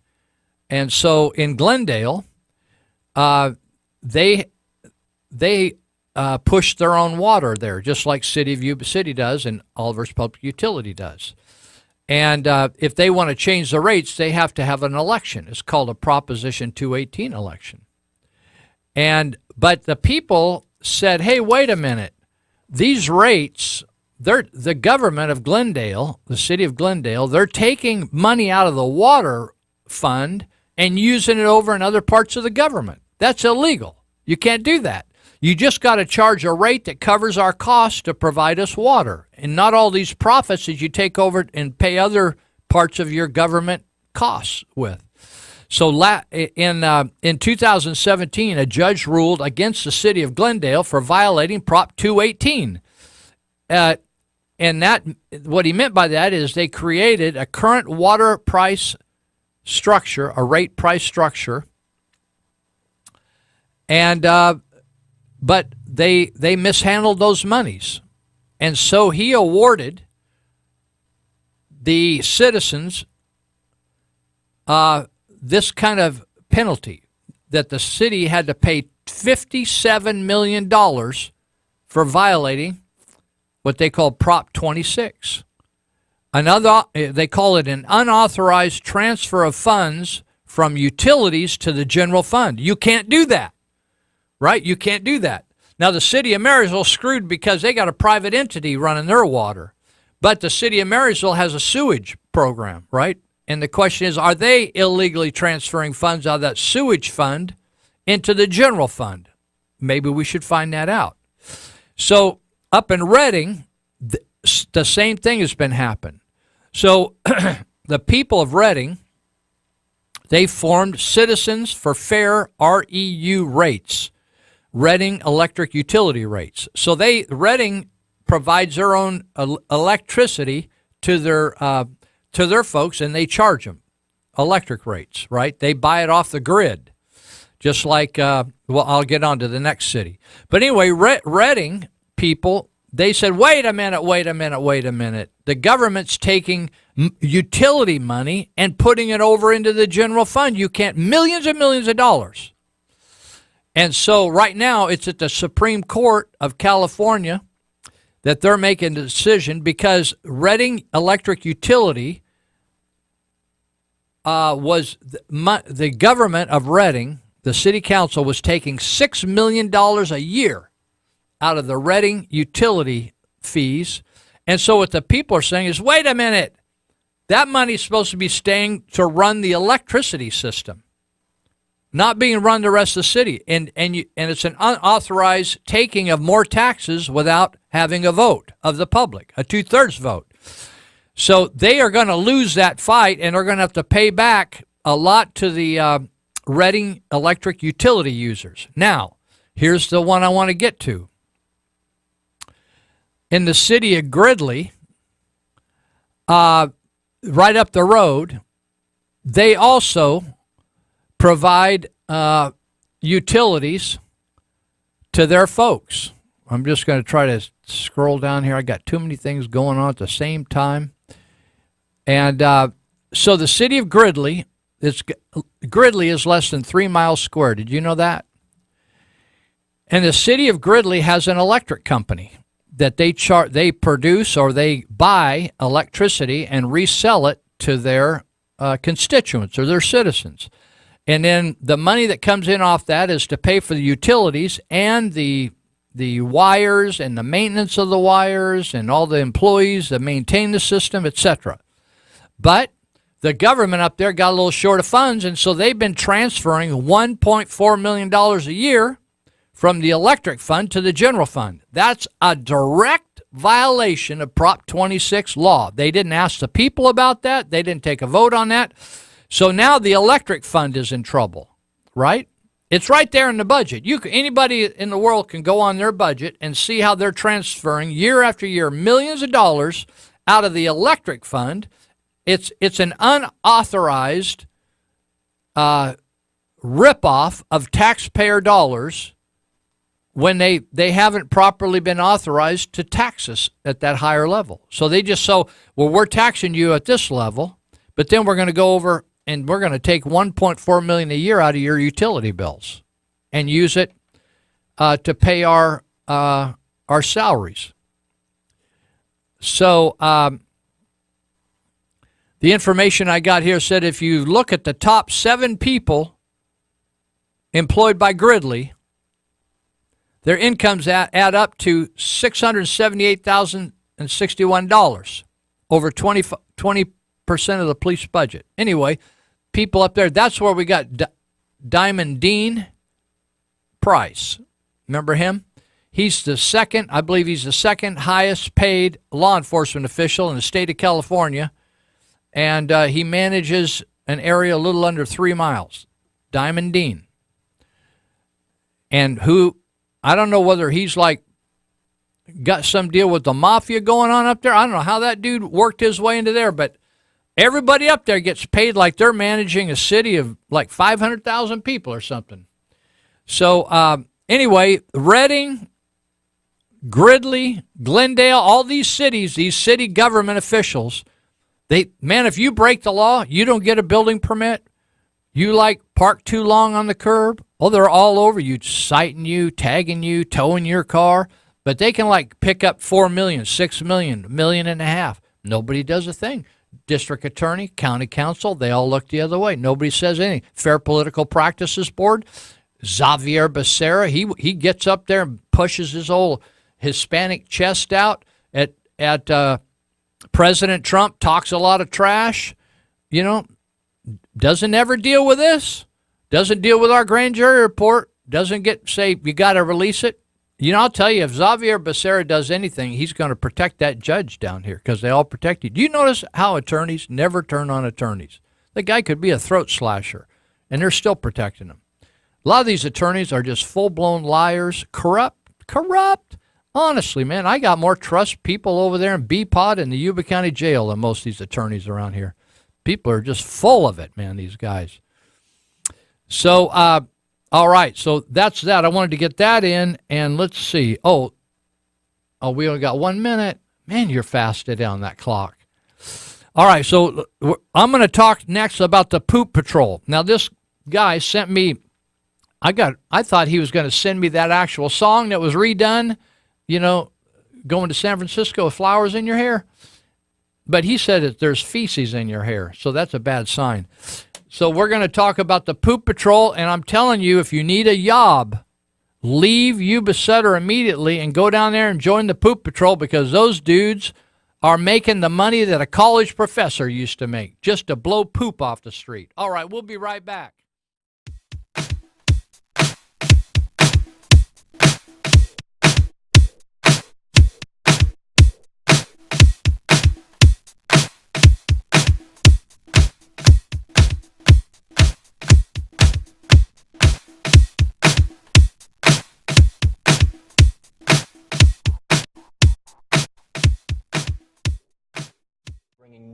To the term first responders. Fellow community members stepping forward, volunteering their time to help others faced with what might be some of the most traumatic incidents in their lives. It's called the Trauma Intervention Program, or TIP.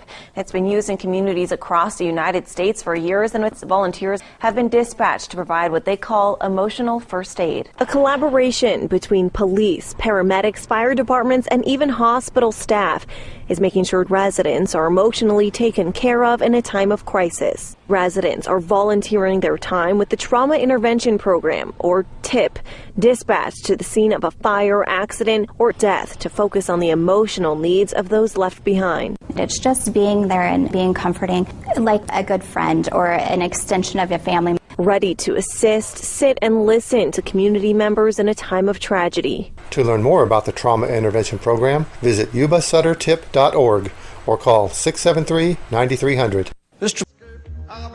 All right. We're here for a few more minutes, then we have a sports talk show coming on behind us.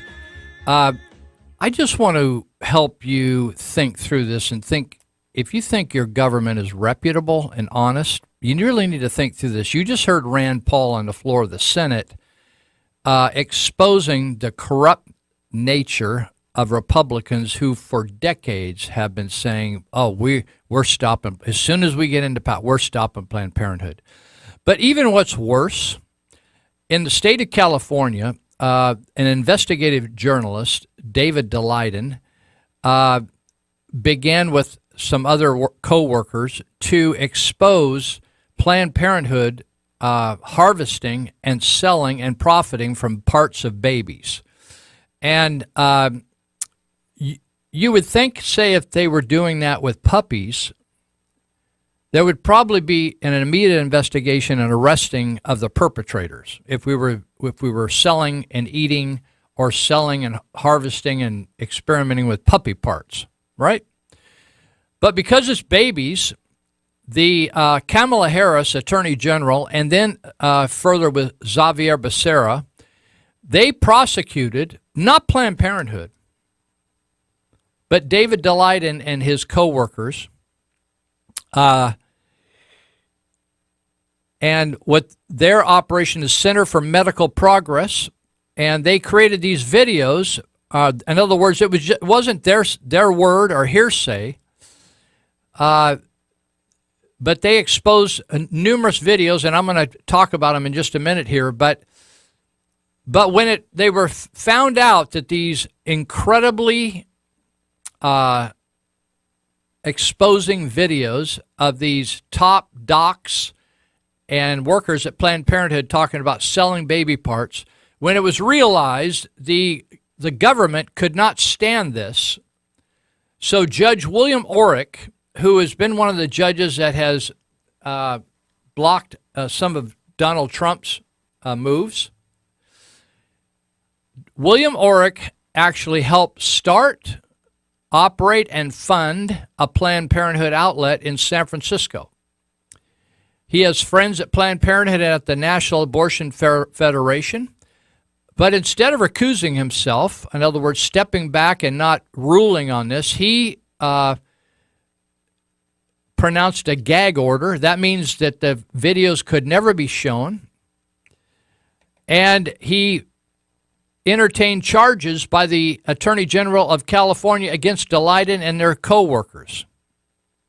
And they've been fighting Orrick ever since. This is such a compromise situation for Orrick, who should not even be on the bench dealing with this situation because he's a big Planned Parenthood advocate.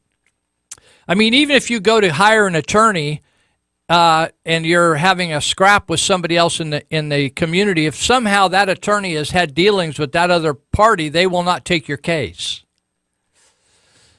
The legal team for Daleiden and his group asked that Orrick be removed from the case. They argued that Orrick has an ongoing and long-standing professional relationship with one of the named plaintiffs. That'd be the Good Samaritan. This is amazing.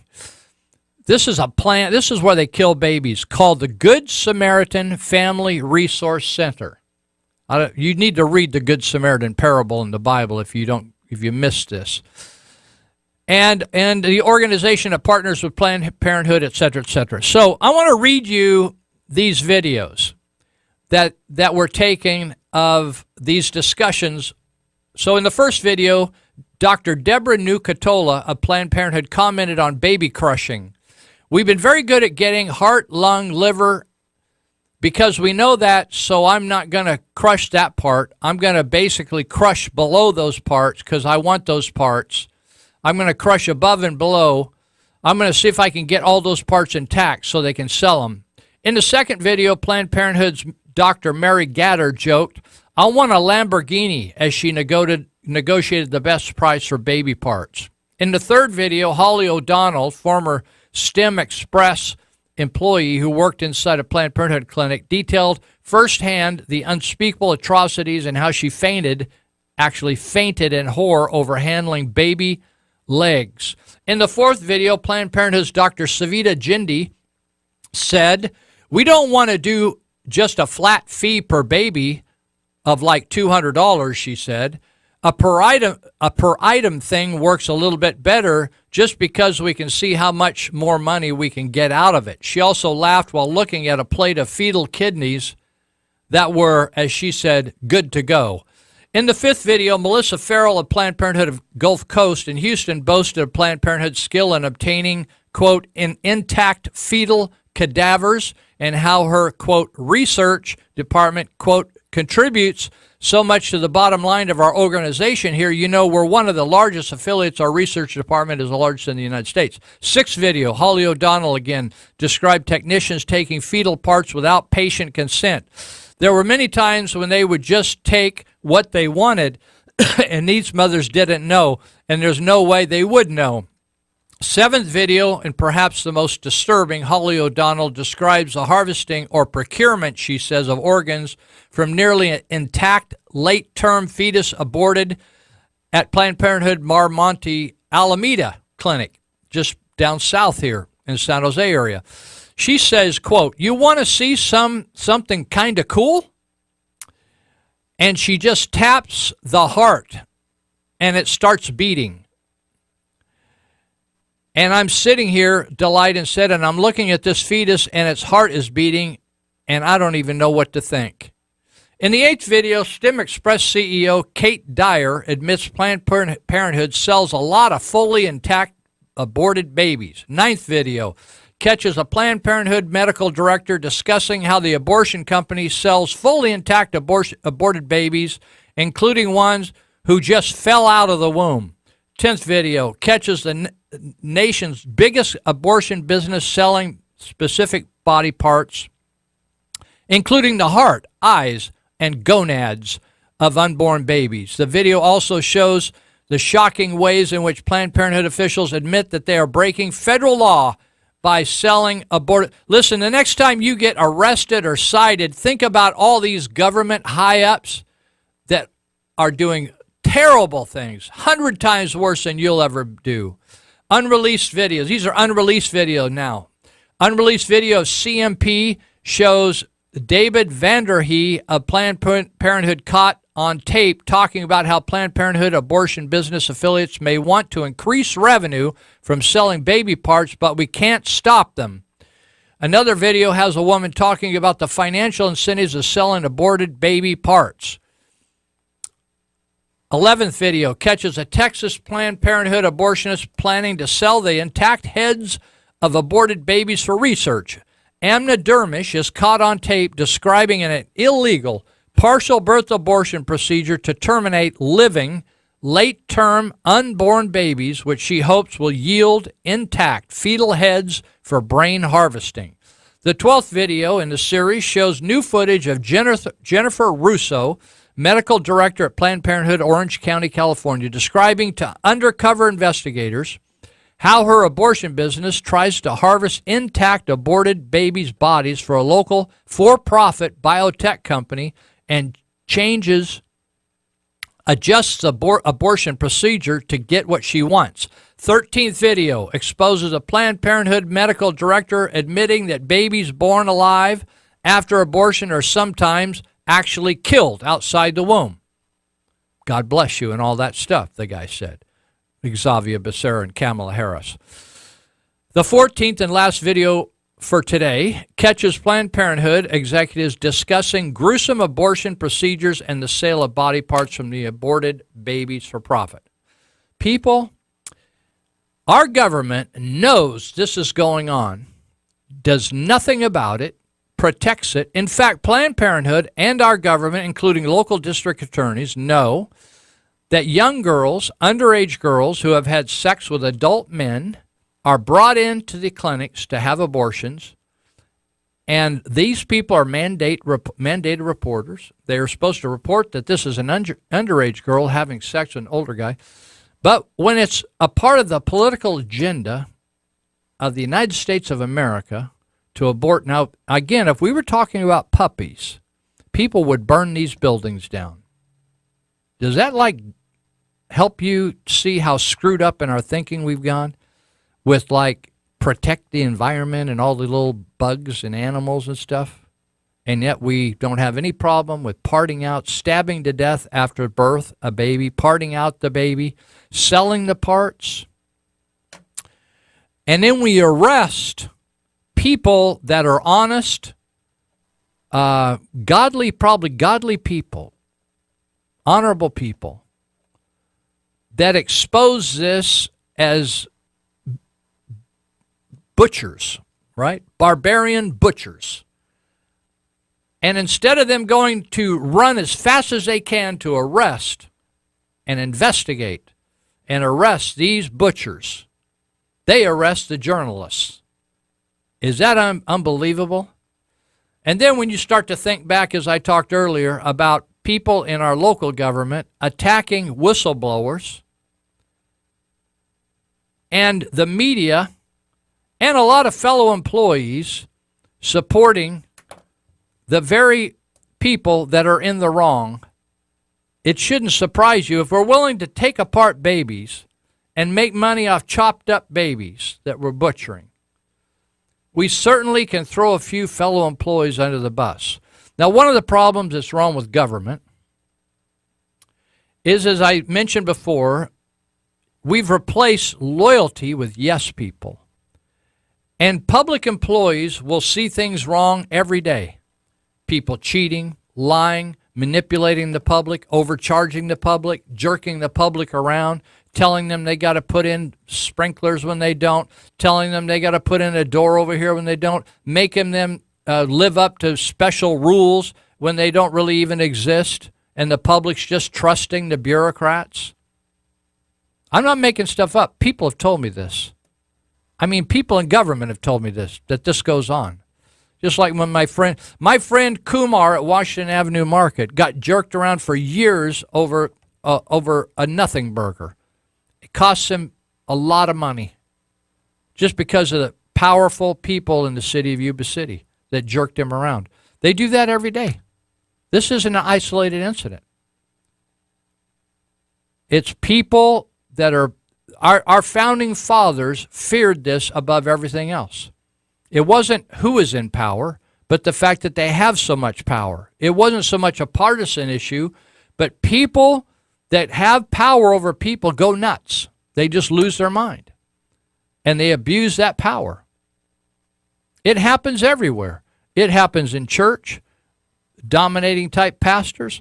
It happens when police lose their minds, lose their head, and let their power go to their head.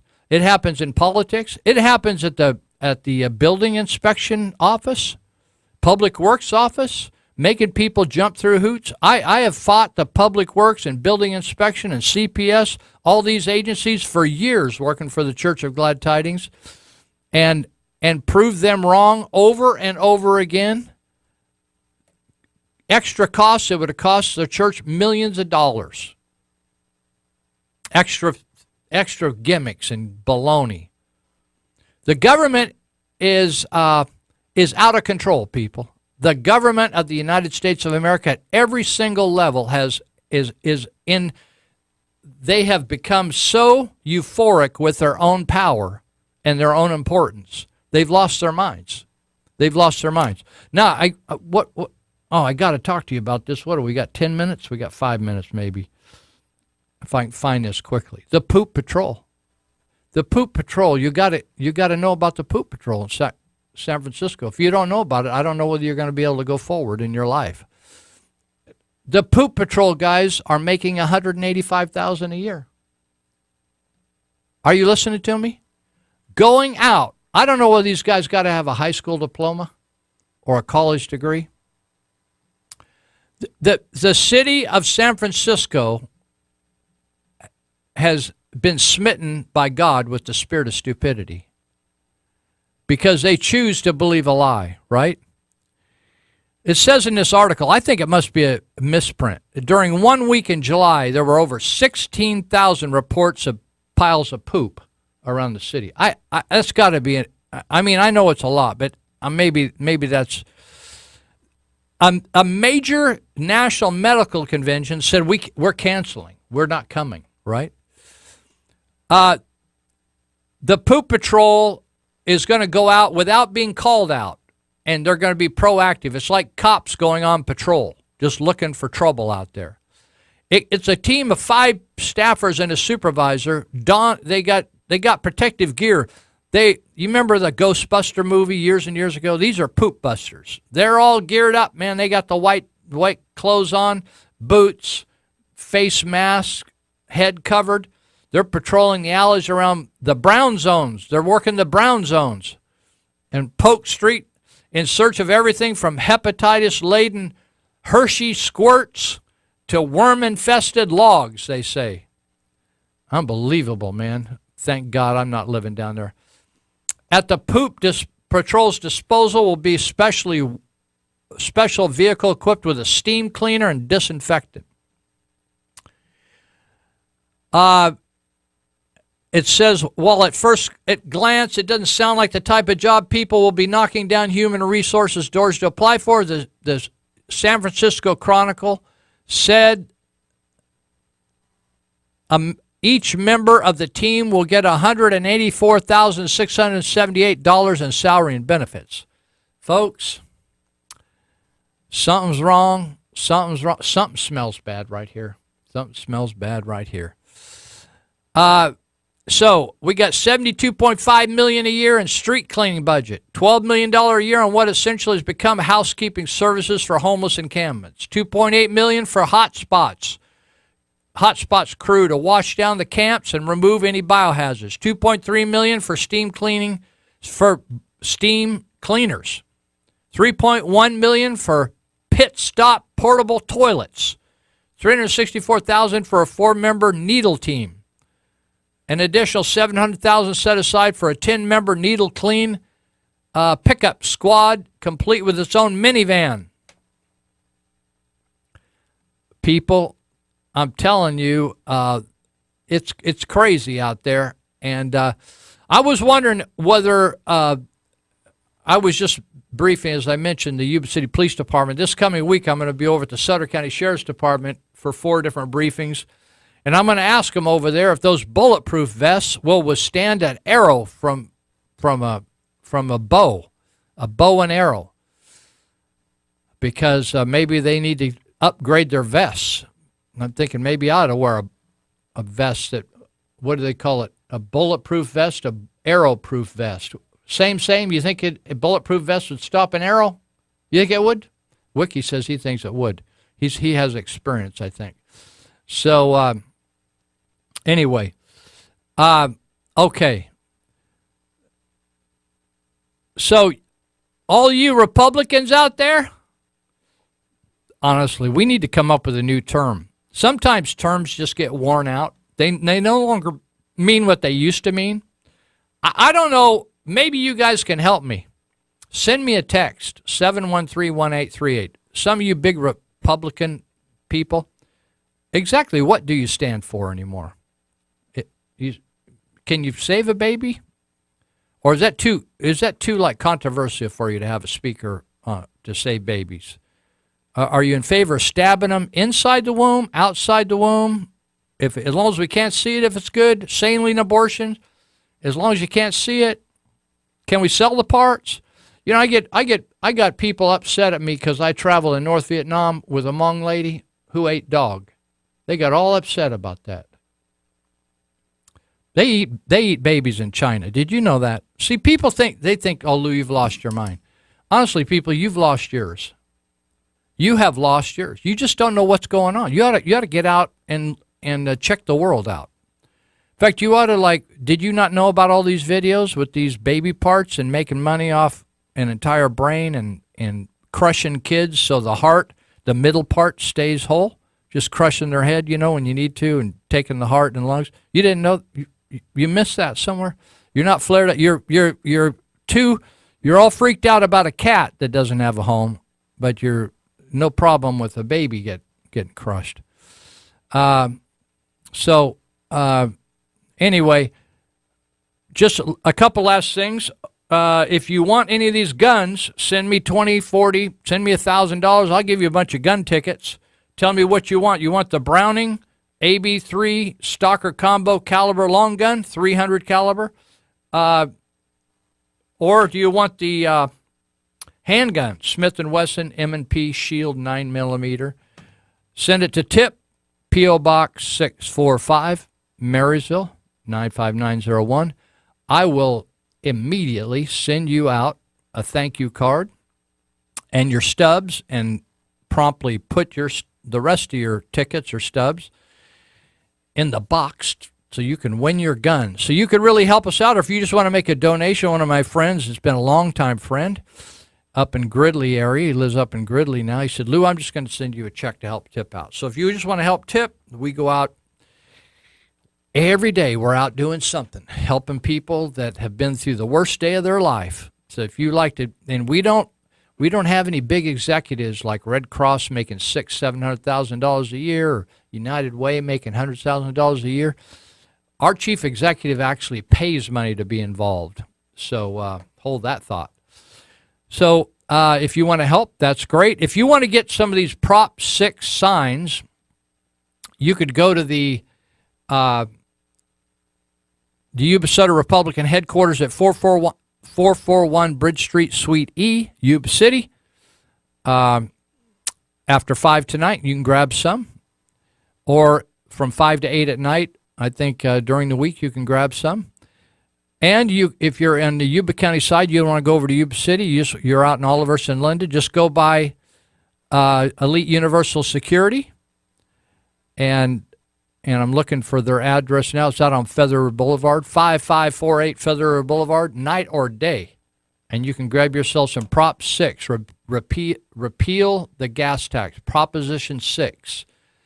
And put the word out that that's what you're standing for. And that's good. I think we're done. And we'll just we'll turn it over to the sports guys.